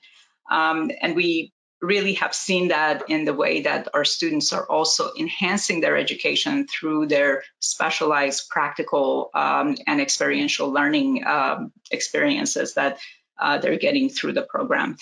So again, I just end on this, that I think that this is one approach. It's not the only approach, and we're still kind of trying and learning along the way, but that's part of, we are learning along with everyone else, that this helps to broaden the impact of our field through helping different individuals, a diverse population, to understand the disciplines, helps to, move this knowledge and skill set into different areas and really supports that whole community approach. So thank you very much. Seppi, that was a wonderful explanation of how you're using interdisciplinary approaches to reach a variety of students. So thank you very much for those remarks. I'm delighted to introduce our next speaker, Dr. Libby Barnes, an associate professor in the Department of Atmospheric Science at Colorado State University. Dr. Barnes' research focuses on climate variability and change and the data analysis tools used to understand them. Her topics of interest include Earth system predictability, jet stream dynamics, Arctic mid-latitude connections, subseasonal to seasonal prediction, and data science methods for Earth system research like machine learning and causal discovery. Dr. Barnes received the AGU Future Horizons in Climate Science Turco Leadership Lectureship Award and the AMS Clarence Leroy Messinger Award in 2020, and she received a National Science Foundation Career Award in 2018. Congratulations on all that, Dr. Barnes. So, Libby, given what we heard yesterday about the increased need to computer and data science skills for the future, what advice would you give to students, educators, and programs to equip them with those skills? Yeah, that's quite the loaded question. Thank you, Louisa, and thank you for the introduction. Quite the mouthful, so thanks for getting through that. Yeah, so my area really is on the data science side, and that word encompasses so much. In many ways, I tell my students we've all been data scientists, and all atmospheric and earth scientists are in many ways data scientists, but now the rest of the world knows what that means. And with that, what it really comes is we're not just sitting down, writing down the equations of motion. We're dealing with statistics, big data. We sit down and we write code. We have to think about the technical side of computing, right? We hear now about the difference between, say, a GPU and a CPU, and we have to care at each individual, we have to care what that means. You know, my graduate students need to know this is not a decision that's being made at the highest levels. And then finally, we bring in the buzzwords of today, or AI or machine learning.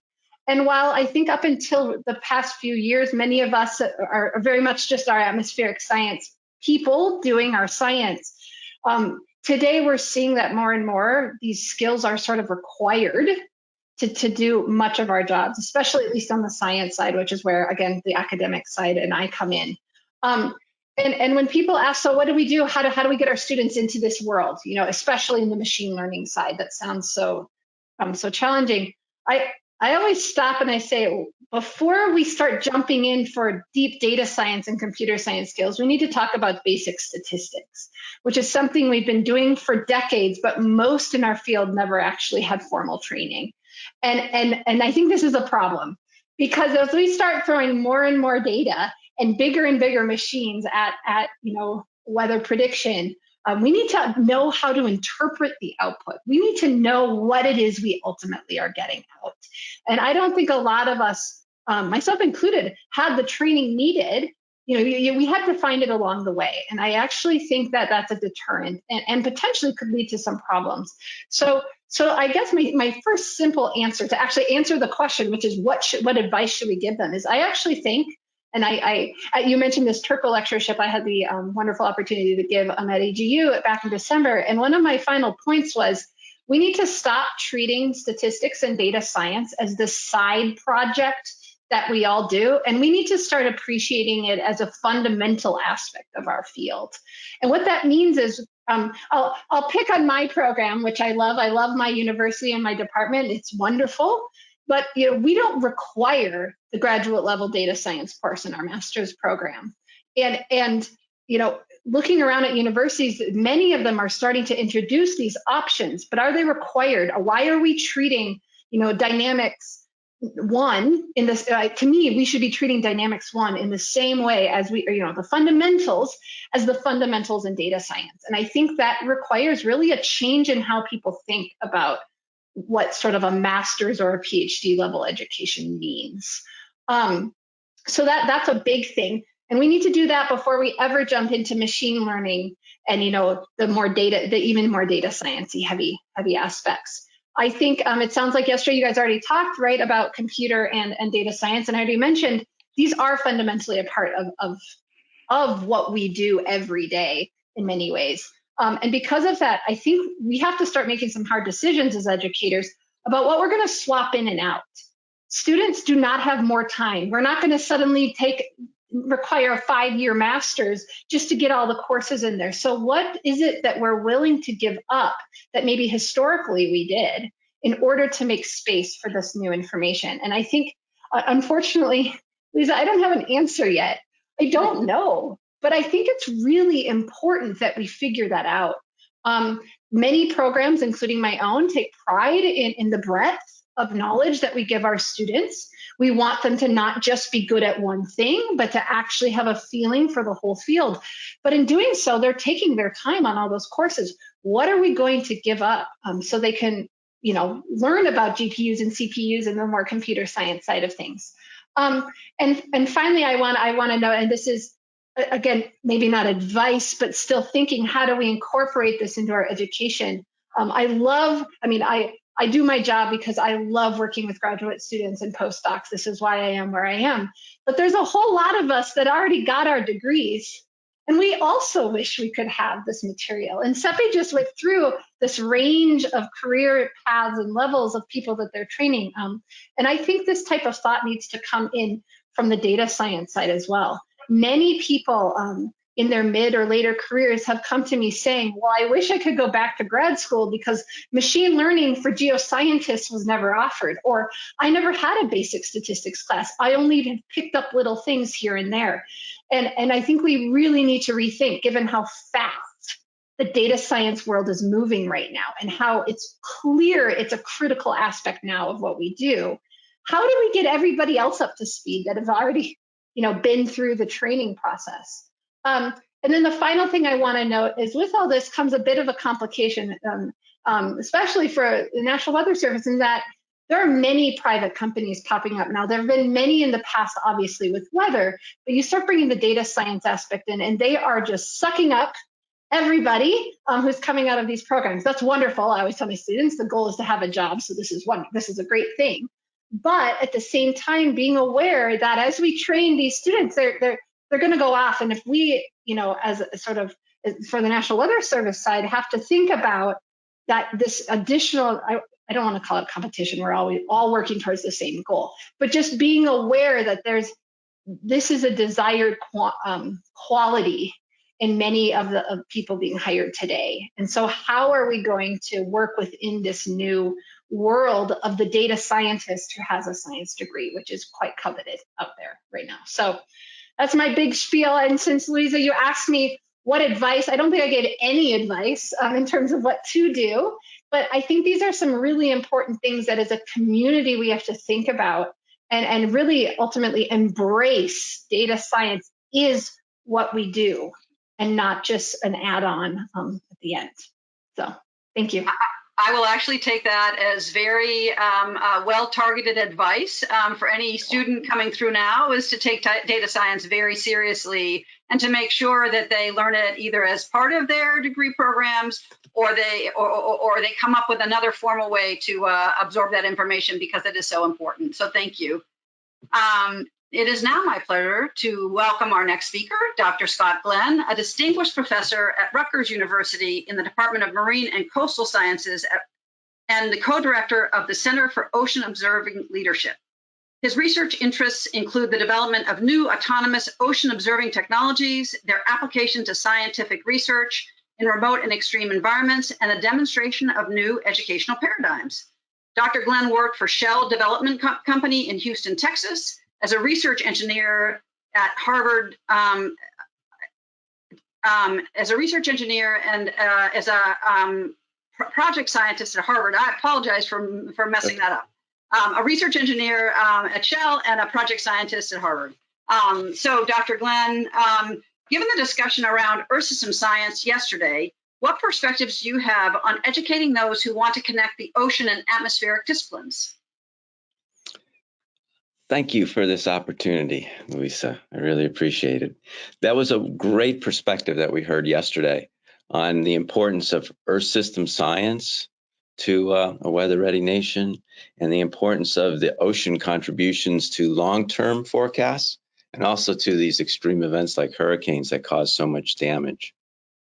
And being from a state university, as I am from Rutgers, we have this extension service piece of what we do.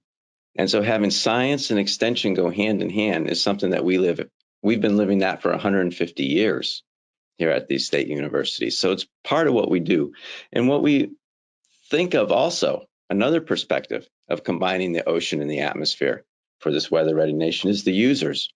And we immediately think of, okay, there's the coastal communities and the port cities where people live and work. But there's also all the folks that work offshore in the maritime transportation industry, in the fishing industry, and the offshore energy industry. And then we also have people in the middle of the country, in the heartland, where if you just think back to that diagram we all drew in probably 4th grade of the water cycle, and it had that big ocean reservoir and water evaporating and going onto land and crops growing, and we're feeding the world. That was an important realization that the ocean, that biggest reservoir of that fresh water, is critical, and small changes in it will have a big change on that water cycle. So we're continuing to realize that this linkage between the ocean and the atmosphere is increasingly critical. And so if you think about this evolving weather ready nation, what do we need from the oceanographers? We need to grow our knowledge of the ocean so we can apply it. We need to implement those observing systems and forecast systems so that we have a predictable ocean. We need those new technologies out there so that that predictable ocean is within reach, so that it's affordable. And we need to know how to communicate with these user groups to figure out what they need so that we can co-develop those products. So those are some of those essential things that we have to do together to bring that ocean into the weather ready nation. And so how are we doing that at places like Rutgers, where I work? We think about the entire education pathway, starting at K through 12, and what first got us excited in being meteorologists or oceanographers. And there's usually something that happened at a very young age that, sparked that interest, and then something that kept it alive, some pathway that could keep that alive. And so we want to illuminate those pathways forward, starting, all the way with this thrill of discovery in the K through 12 world. And then moving on to our undergraduates or our community colleges or maybe our master's program. And then farther on, some of those will go on to their PhDs. But in our undergraduate programs, we think about, for that ocean side, what do we need there? Our undergraduates are explorers, and our graduate students, then they're becoming specialists. And so there's that master's program, that 4+1 concept, where they become specialists in something that they've decided that they really love. And that's an important piece. So with these undergraduates and the 4+1 masters, there's like 3 areas that we think about when we're working with them. One is, of course, building their knowledge base. And that's those traditional classes that we have been teaching for years, and they're growing more and more interdisciplinary. Building their skill sets. And this is where those computational skills, so that they can, we've heard about big data and be able to grasp that big data and develop their own new knowledge, but also the ability to communicate that knowledge, both written and oral communications. And as a result, we've developed, not only the computational skills like the software boot camps that they use, but also the communicating ocean science to different audiences, including informal audiences, so that they can talk across this spectrum and talk to the people that need to use this. And then the third pillar of what we're doing is that research pillar of deep exploration into certain areas. And a lot of that is enabled by the new ocean observing systems that we're deploying out there worldwide. Used to be an oceanographer, you had to go to sea on a ship.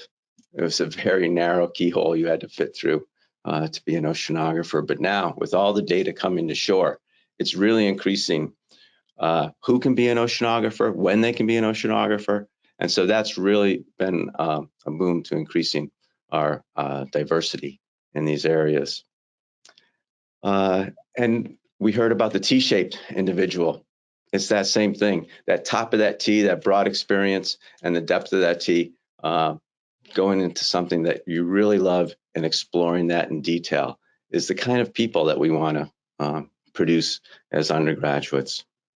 As graduates and PhD, we've seen huge successes in meteorology undergrads coming over to oceanography for their PhD and then moving on to weather service jobs. And so that's been one of the most successful paths because they see that need for that interdisciplinary and they want to go deep into the ocean and explore that ocean, which is just now being illuminated by these new technologies. So it's a great place for them to explore.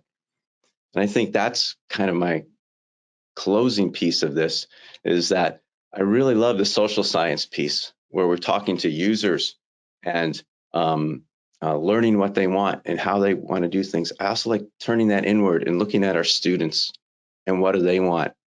And if you talk to our students more and more these days, more and more, they want to save the world. And we have to compete. Yes, we have to compete with companies that can pay them more. But those companies have to compete with people like NOAA who are going to save the world. And that's what our students want. And so this is, you know, a secret sauce in our back pocket that we can use and pull out. And it's that ability to do something good for our planet and for the people that live here that is just what they need right now to help build that weather-ready nation. Thank you. Wonderful remarks. I can see why you inspire so many students to dig deep into areas of expertise and then help them see how what they're learning can help save the world. So thank you for all your work. Last but certainly not least, we're fortunate to have Dr. Belay Demez, the director of the Joint Center for Earth Systems Technology at the University of Maryland, Baltimore County. JCET was formed by a cooperative agreement between the Earth Science Division of NASA, Goddard Space Flight Center, and the University of Maryland, Baltimore County. Dr. Demez's research interests include mesoscale observation and instrumentation in atmospheric physics and climate, as well as atmospheric science, influence in climate policy. Prior to joining JCET, Dr. Demez was a professor of physics at the Department of Physics and Astronomy at Howard University, where he was the director of graduate studies for physics department and also one of the principal PIs at the Beltsville Research Campus.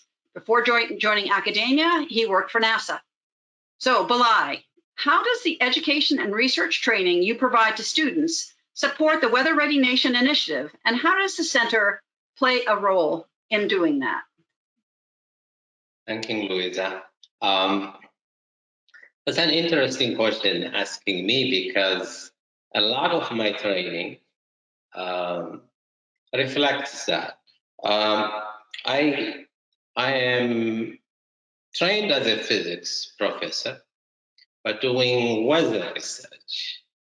And I reside in a physics department, and also I direct a center that's mainly dealing with instrumentation, satellite-based.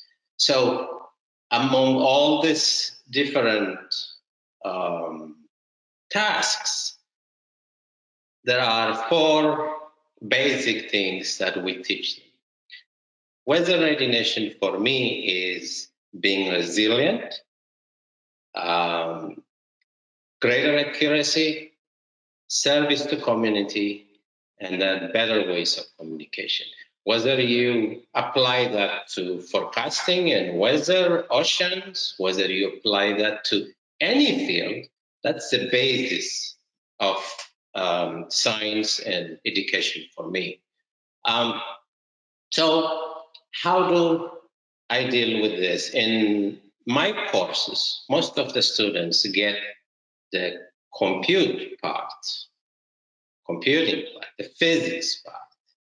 but also get the community service and the communication part. Every one of them have to write. I'm a big advocate of hands-on research. You mentioned the Beltsville Research Center. That is perhaps a unique among the universities of having all the weather instruments there for the students to touch and play with. And I've got several students who went through that and went to National Weather Service. Between Howard and UMBC, we are partners on an NOAA EPP project. And that is a 20-year partnership. And within that, what we teach is observation science. How do you deal with forecasts? How do you communicate this? Not only to scientists, but also to the community, to where you live in. How do you bring new science into this, and how do you build that teamwork? If any student that passes through that has to work with others. And I think the reason that made me leave civil service and go into teaching is I enjoy looking at the students interact. That's where we break a lot of the cultural norms, a lot of the towers that we have in colleges. Interdisciplinarity comes in, the teamwork builds in. So all of that is in our courses. For me, there's a number of examples that I can give you. In 2015, we were in Kansas, in a town called Greensburg. That was destroyed by an AF5 tornado in 2007.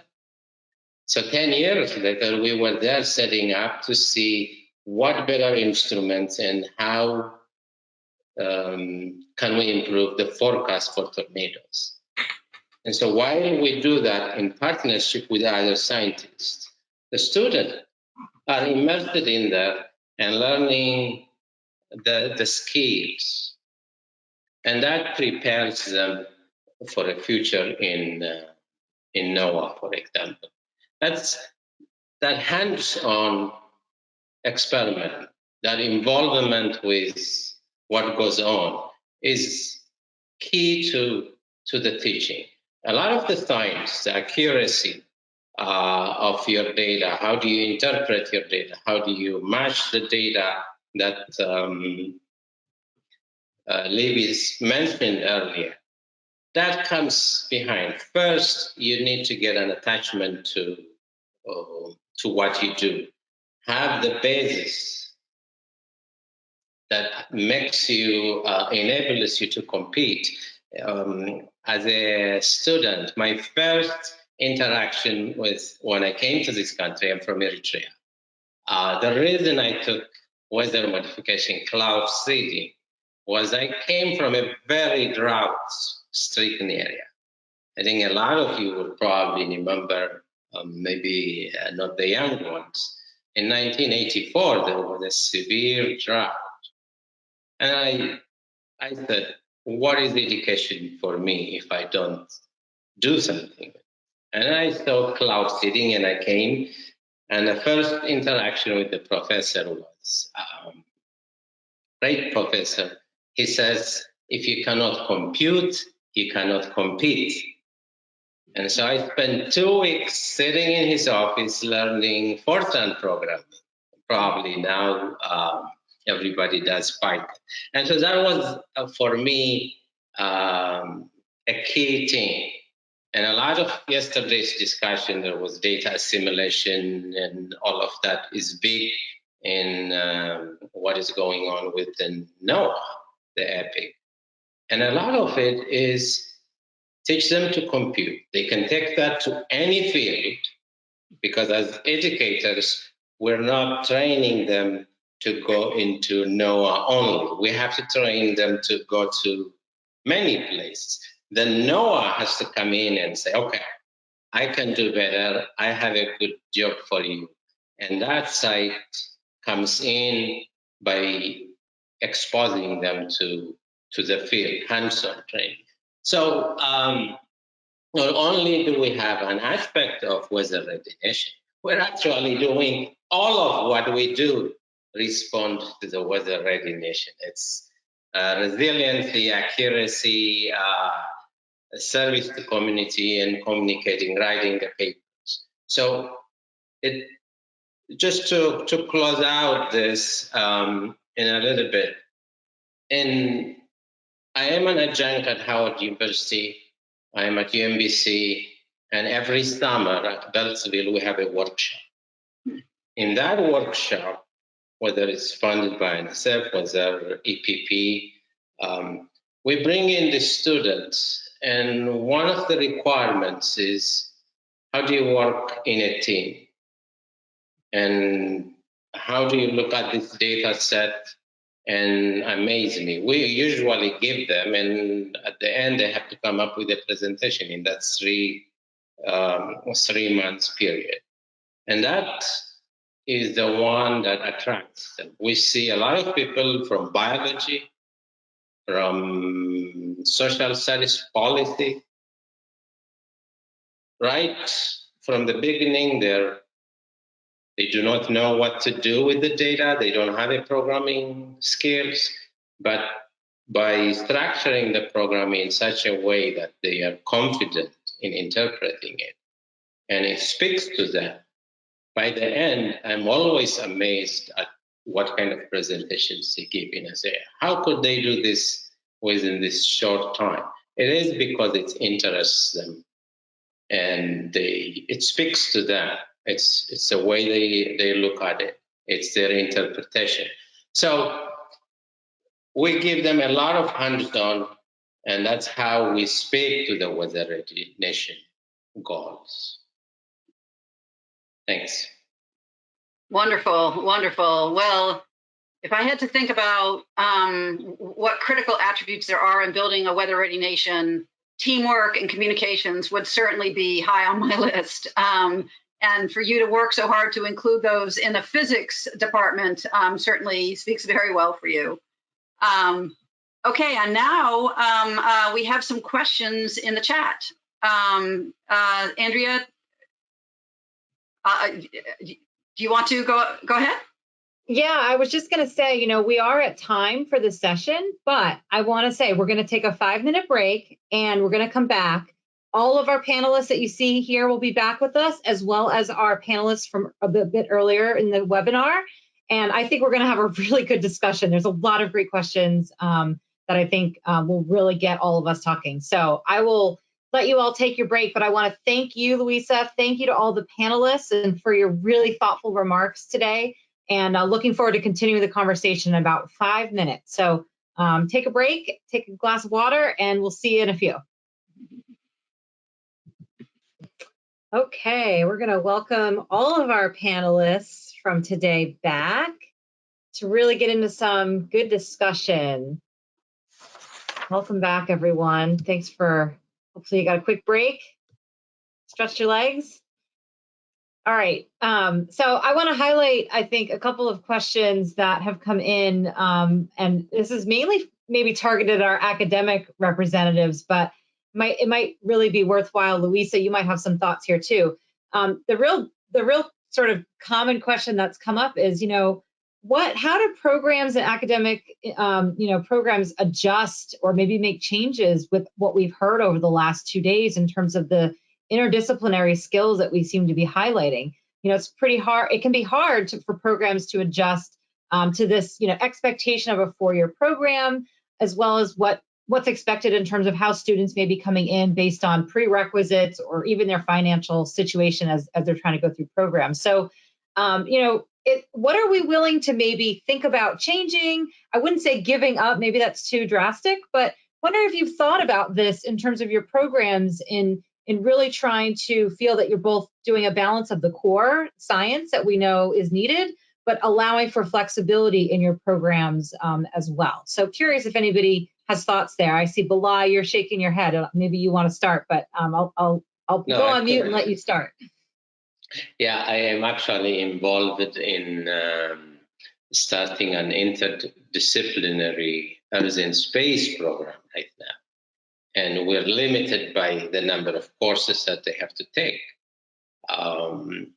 But at first, we thought it was a little bit too hard. But I don't think you have to take a specific data science course, because we've got a lot of data that we use already in cloud physics, in dynamics.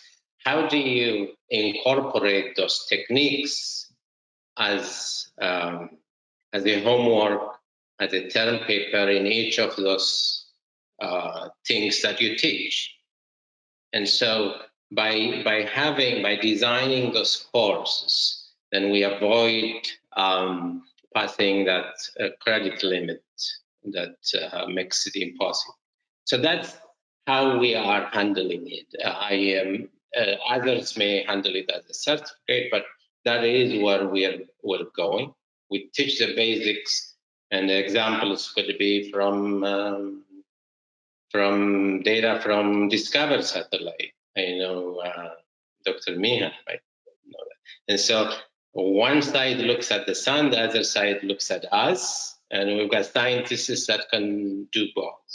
And so those kinds of examples mitigate that problem that you mentioned. Thanks. Others? I know, Rich, I think you had some thoughts here.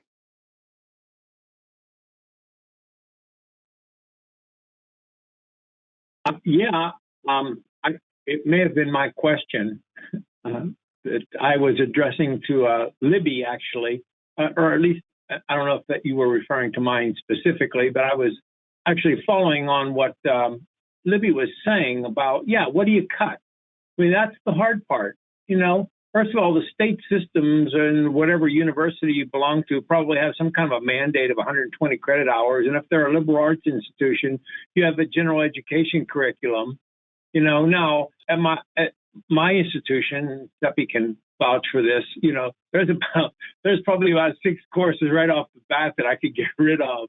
It would probably have no influence on the meteorology majors. As a matter of fact, they would be jumping for joy. I won't mention those courses. But you could probably tone down some of the general education curriculum, I think, a little bit. But then you become sort of more of a technical school. And is that what you want of your university? Is that what you want of your students?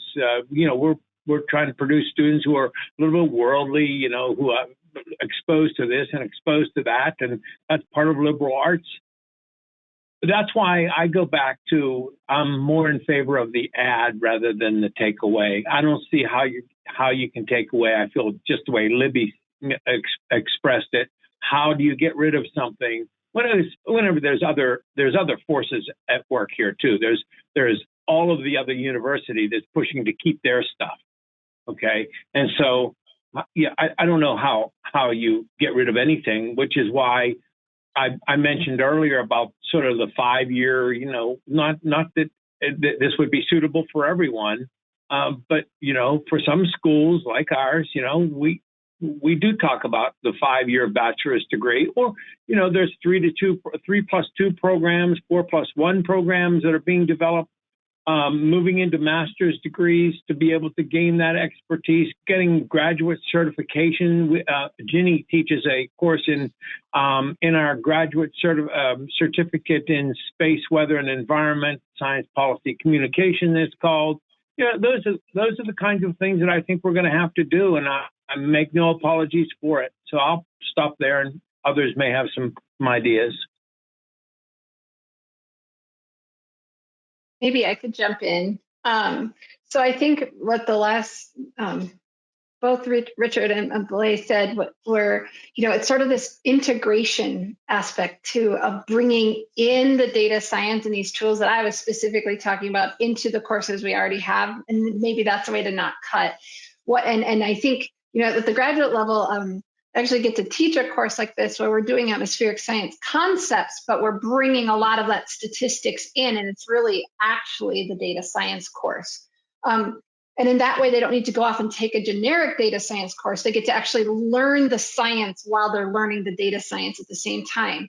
The downside to that, especially with how quickly, and now I'm going to go to my machine learning hat here. So the much more like sort of, if you will, I'm going to put cutting edge in quotes here, but just these new tools that are at least new to many of us, is we don't necessarily have the educators who have that expertise with all of the actual science at the same time. So what the students want, we need 3 or 4 of us together to all do. So maybe this involves some more co-teaching than we have in the past, but I just don't think, even when I went through graduate school, 10 years ago, this didn't exist in the same way. And so we're just not prepared as educators with the knowledge that's needed to integrate many of these complicated tools into the science that we were already taught. At least that's how I feel about it. Maybe many of you are like, oh, I know everything, but I definitely don't. And I wish, I don't know what to do about that. Maybe today's graduate students, in a few decades, they will be those people that can teach the courses. But unfortunately, we need them now. We need this integrated material now. And that's really hard. Okay. Thank you. Well, that's quite interesting. What we have decided to do is bring the data science department, the electrical engineering department, all of them are forming that. So as you take a project, it's a 1 credit seminar every semester. It is a data science semester or an instrumentation semester. So it exposes the students. It doesn't answer everything, but that is the way we have designed it. But yeah, I agree. I have a Go ahead, couple Scott. questions. Okay, so we're oceanographers, so we're a little bit younger. So maybe we were born at a time when things were more flexible. So our program is still evolving, and we have evolution in mind as we go forward. And we know the importance of research. And so there's an important research area that we keep alive there. And we keep some of those credits for the research. And in that research area, there's a lot of exploration of new topics that can take place, and that they can then be expanded into courses as the field continues to evolve. And we see that when we try to train others like engineers, they have a very set schedule and very little flexibility and very little extra time. But it's through their research projects that we bring in the engineers. And so it's the research piece, I think, that has been a key to expanding our interdisciplinarity and building those new courses so that we're always evolving. Scott, I think that's a really good segue for maybe this is where our NOAA colleagues might want to weigh in here. A couple of questions that have come in. One, I want to draw your attention. There is a handout that was attached to today's webinar, if you haven't had a chance to take a look at it, from our NOAA Education Office that really lists the breadth of opportunities that NOAA provides at various levels for students and others. So, that's something to be mindful of in terms of the opportunities that are out there in terms of experiential ways of learning as opposed to the more formal mechanisms in degree programs. But also, is NOAA or Weather Service considering looking at their minimum qualification? Because obviously they sort of drive where universities are going with their programs. And then thirdly, and this is kind of for all of you, how has COVID changed this? Because it really had especially our universities have to really change their approach with how they support and teach our students. Has that started to spark ideas on how degree programs could be more attainable without maybe expecting an extra year, right? And maybe doing things a little bit different in the future. So I'd love to hear that perspective, but I'll let Louisa maybe and Mary start and see if they want to have some remarks, and then we can kind of go there with a larger group. Well, so I'll just say that NOAA does offer a wide variety of internships, and we really appreciate all you guys doing the education part, and we're looking forward to providing all that training. We did find that the pandemic really changed the way we had to do things. I mean, I don't think we had done very many virtual internships before the pandemic, and we learned so much about the value of virtual when, over the last year. And first of all, a year ago when the pandemic hit, we just doubled down to say we are going to offer virtual internships. They may not be as good as in-person ones, but we're going to offer them because it's so important to provide those experiences for students. And really across NOAA, all the different programs that offer these experiences for students rallied. And then over the last year, we've just seen how much more inclusive they are, how we can integrate a lot of professional development and access that we would not otherwise have thought of. So there are definitely some downsides. I'm not trying to be Pollyanna here and say that the world is a better place virtual, because I don't believe that. But I will say there are many elements that we will continue because we've learned how important they are.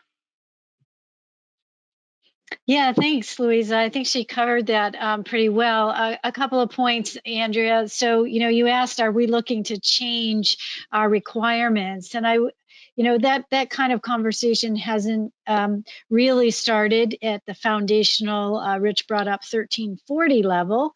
We cyclically have that conversation, and it's probably might be time again.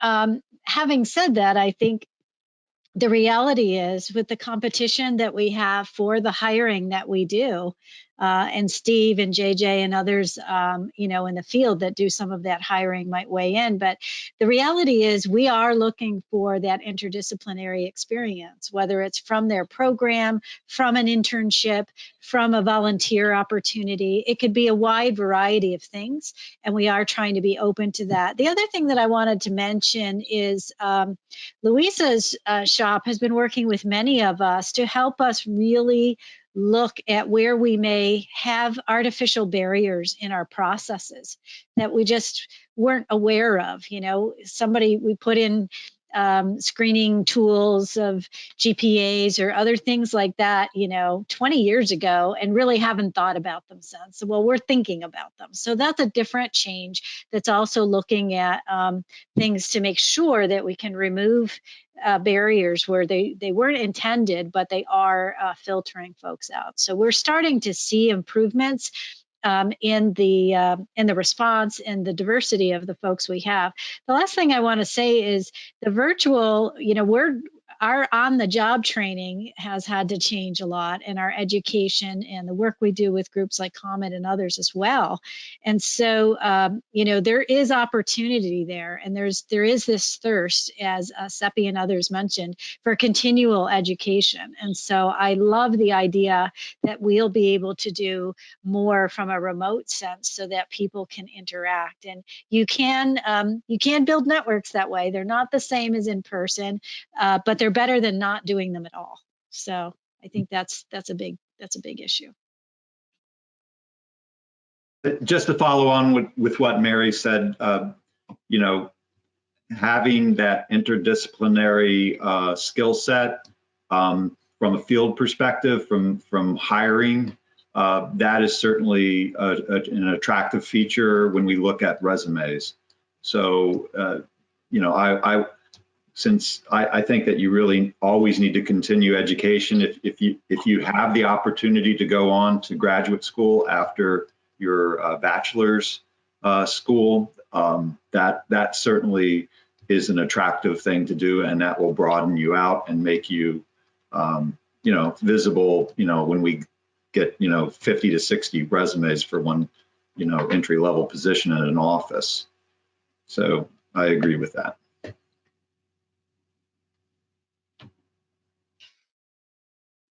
Other comments? I thought Sudhir, you raised your hand maybe. You're on mute. No, we still cannot hear you. But let me see if I can help you out here. Okay, try it now. All right, thank you. So I was trying to unmute myself.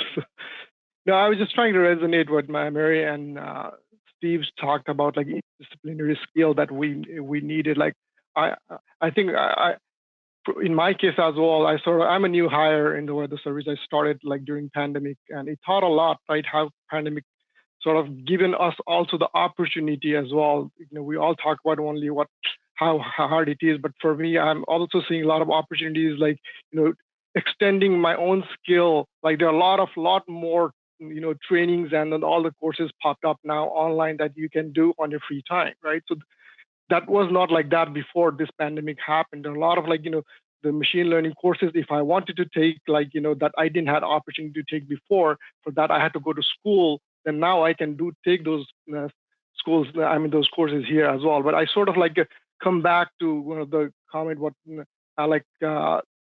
Libby talked about, what is required, right, in the machine learning domain. So in my previous career in ESR, when I was working there, we've been doing a lot of the work on the machine learning as well. But there are sometimes it can be challenging as well, right?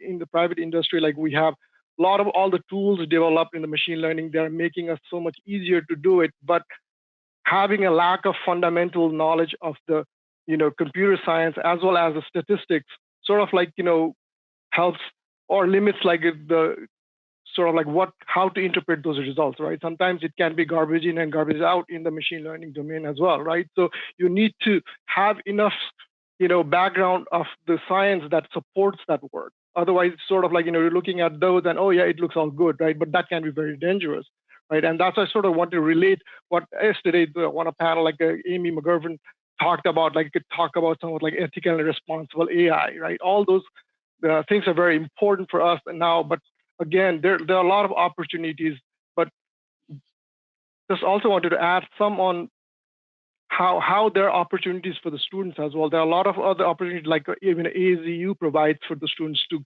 go and work. They fund some, and also some nonprofits maybe had an opportunity to go in the grassroots level to understand what the problems are. So there are a lot of opportunities available there. We just need to probably point them to the right direction. Thank you. JJ? Yeah, thank you. So just this may get me thrown out of the meteorological community, and if it does, it's like the worst day of my life. But I'm going to be slightly provocative here. I like to do this sometimes. So I think about, I was in the field for 15 years, operational meteorology, and now I've been at a regional and OPG office for about 5 or 6 years. And I think through my career, what did I use more than anything? And it was, synoptic meteorology, clearly, but it was also a lot of statistics, especially as I grew in my career and you introduced more ensemble-based systems. It was a lot of understanding uncertainty and trying to explain uncertainty to partners and using probabilistic information. And what I didn't use a lot of, at least not as an operational forecaster, was calculus.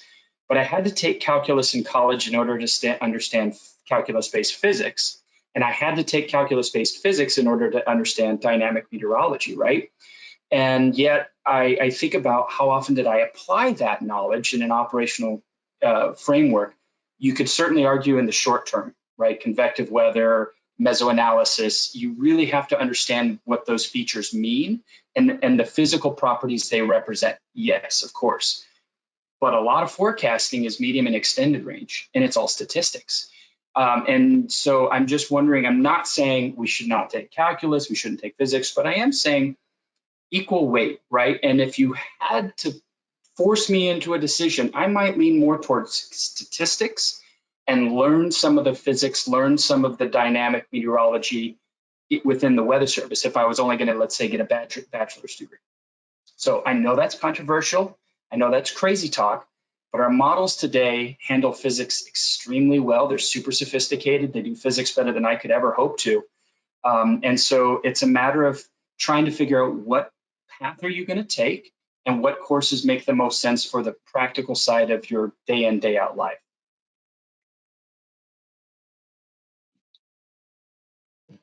Thank you, JJ. You're not being thrown out.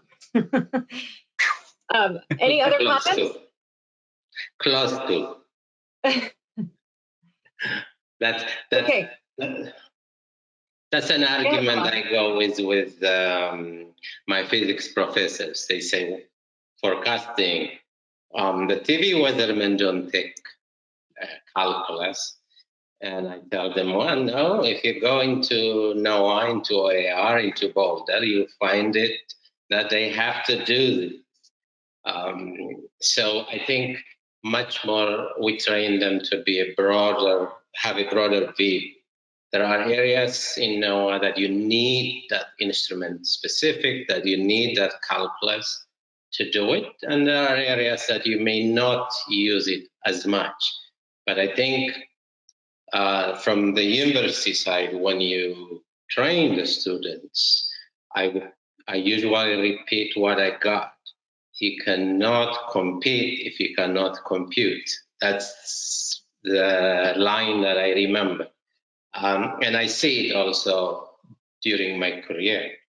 And if you have 200 resumes, if you have somebody who can compute, he's very competitive in graduate school, in hiring. So I will tone that down a little bit, John. Andrea, I got one more thing to add on the lessons of COVID. Our ability to use this platform to inspire. It's something that we learned in COVID, and that many of our most inspirational speakers, and we saw some of them open the meeting today and yesterday, their ability to reach so many more people and inspire young people is so multiplied by these platforms. I don't want to lose that. Yeah, that's a great statement. I think that's actually also you're my segue person today, because there's another question that's come in slightly different, but we've talked a lot about, I think, the technical areas, particularly with all the expertise that's on today's webinar. And I'm reminded of yesterday's discussion, sort of the humanities, social science, social equity piece. And so one of the questions that has come in, refers to a recent analysis done by Brookings Institute, and I think this even came out of the census of last year, is that the population growth in our country in particular has come from racial and ethnic minorities, and so and a lot of that from the Hispanic Latino community. And so how is NOAA and Weather Service thinking about addressing those demographic shifts as we serve those populations going forward? And are there things that that we're thinking about the NOAA level that would be worth sharing at this point with our audience? Because I think that really gets to the service piece, right, of Weather Ready Nation. Yeah, if I might connect that to the earlier COVID impact, I think last year brought a lot of those disparities up. We just couldn't escape it. And not being involved, not having a student, for me, not sending my NERTO students into the NOAA office and interacting in person, it hampers that communication, that breaking the barriers aspect of it. Not having a NOAA employee come and talk to the students face to face, and that hampers that communication side of it. So the impact of COVID, it brought it even to me that I thought I knew a lot of the issues. I learned a lot last year, and I think that's NOAA could expand that side of things. The reason I left government is NASA used to have an administrator fellowship where you compete for 2 years and you go to a university and you work with the university to bring in NASA to the university. And the same thing they had from university, faculty can go. And so that breaks that staying in your corner attitude that we tend to have. For me, I think fortunately or unfortunately, I decided to stay at the university. But NOAA could expand that. I mean, a lot of my colleagues at NOAA do mentor students, my students at Howard and across the APP network. But it's not like being there and just seeing eye to eye. But as we go forward, I take Scott's input into this. I mean, we can bring you into any community virtually, and we can be there. but it doesn't equal that human to human connection. This is Steve again. I just wanted to add one thing about the virtual nature, with the students. Our forecast office, and in fact, many weather forecast offices across the country, they have active student programs. A lot of them are volunteers. Some of them are paid, certainly like with Hollings Scholar. For example, this year, just this week, yesterday, we kicked off our summer season. We have one summer Hollings student that's full-time, and then we have 3 others, 2 of them who are working on research projects at our office, and the third one, a student who is working on a project at the Center Weather Service unit, which is, dealing with aviation issues. Last year we had to spend on a dime when the pandemic arose. We were prepared. We had 4 people selected last year, and we ran them all virtually. They were never able to come into the office, and that was certainly a disadvantage. We tried to give them opportunities, FaceTime, through the various media to try to see what the forecaster was doing. We brought them in on our chats. In the past, we've had students during the summer when we have severe storms and we go out and do storm surveys. We have the students come along and they're right with us, doing a tornado survey, watching, us do a live media interview. A lot of times, when you have a tornado, there's a lot of media coverage. So the students were getting a full, an eye full of all of this. And now, it's difficult. We're hoping maybe toward the latter part of this year, this summer, that maybe we'll be able to have the students come back into the office for a little bit.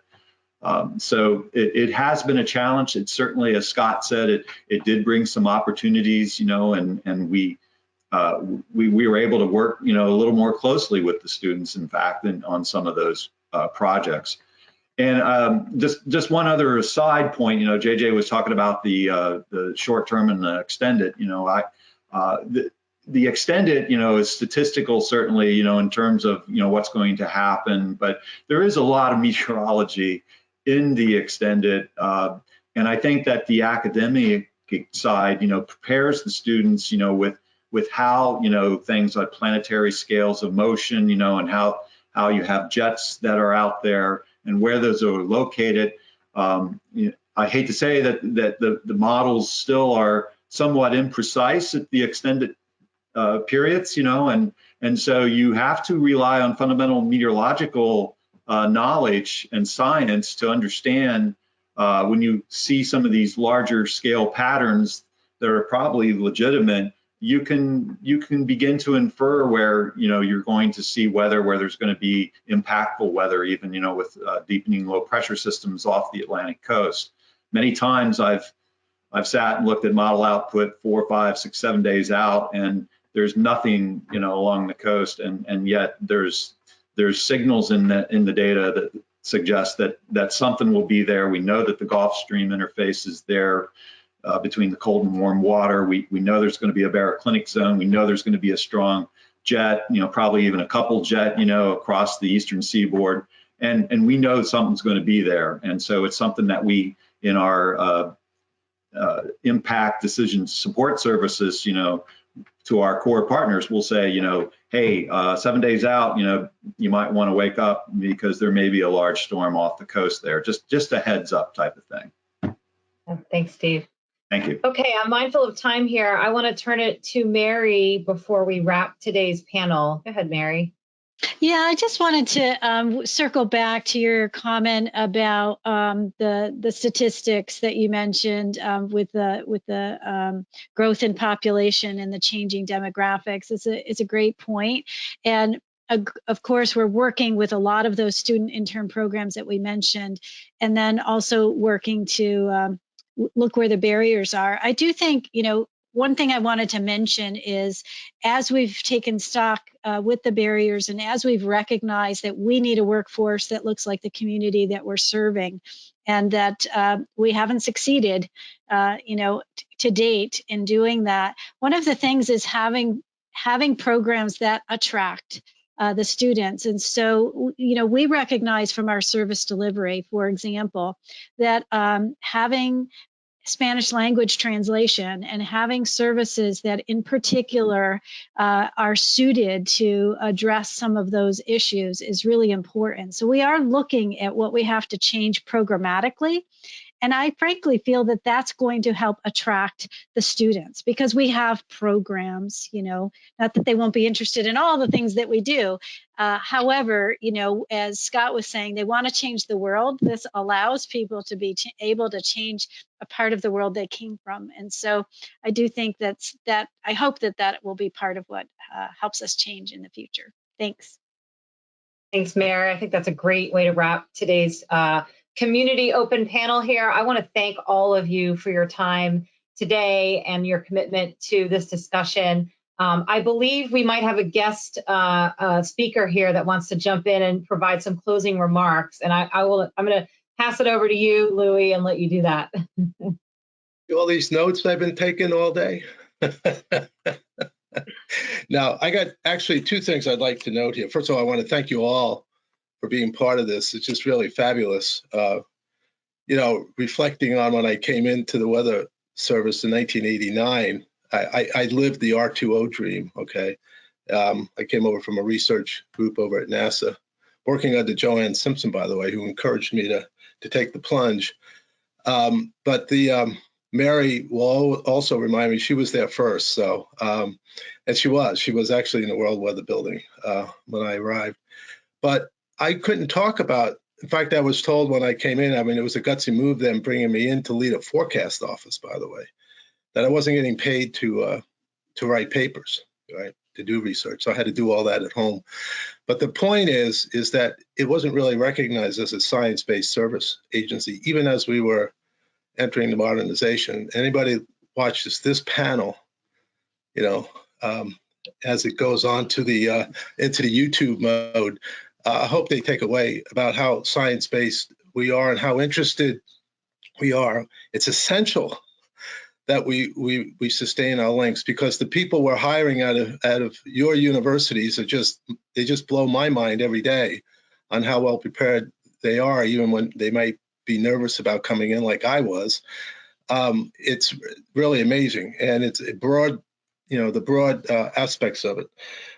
The other thing that's interesting is that, meteorology was the only quote unquote science, and it was called a pseudoscience or an art, that had prediction in it, 150 years ago, right? And it took a lot of lumps for doing that.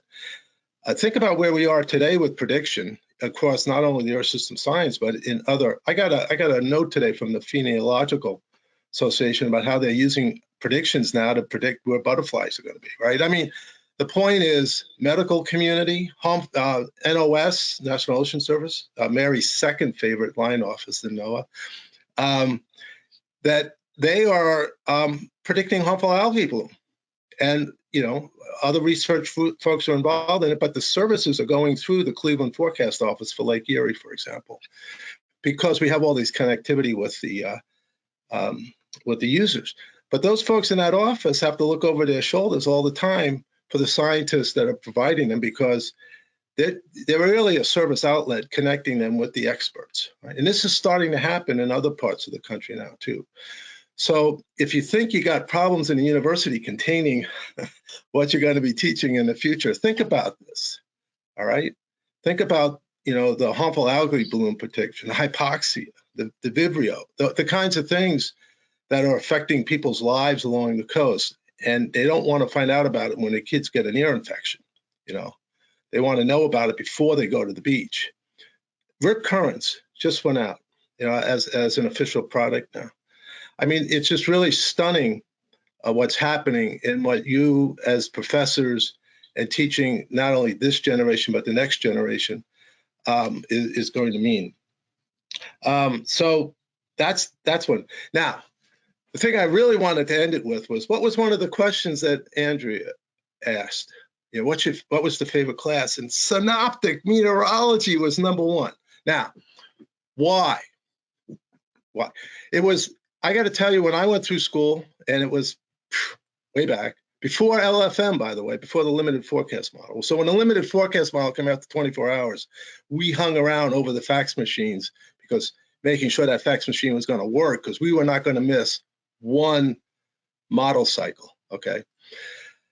Why is synoptic meteorology? Because it provides a big picture and this is why it was so exciting to be at Wisconsin at the time.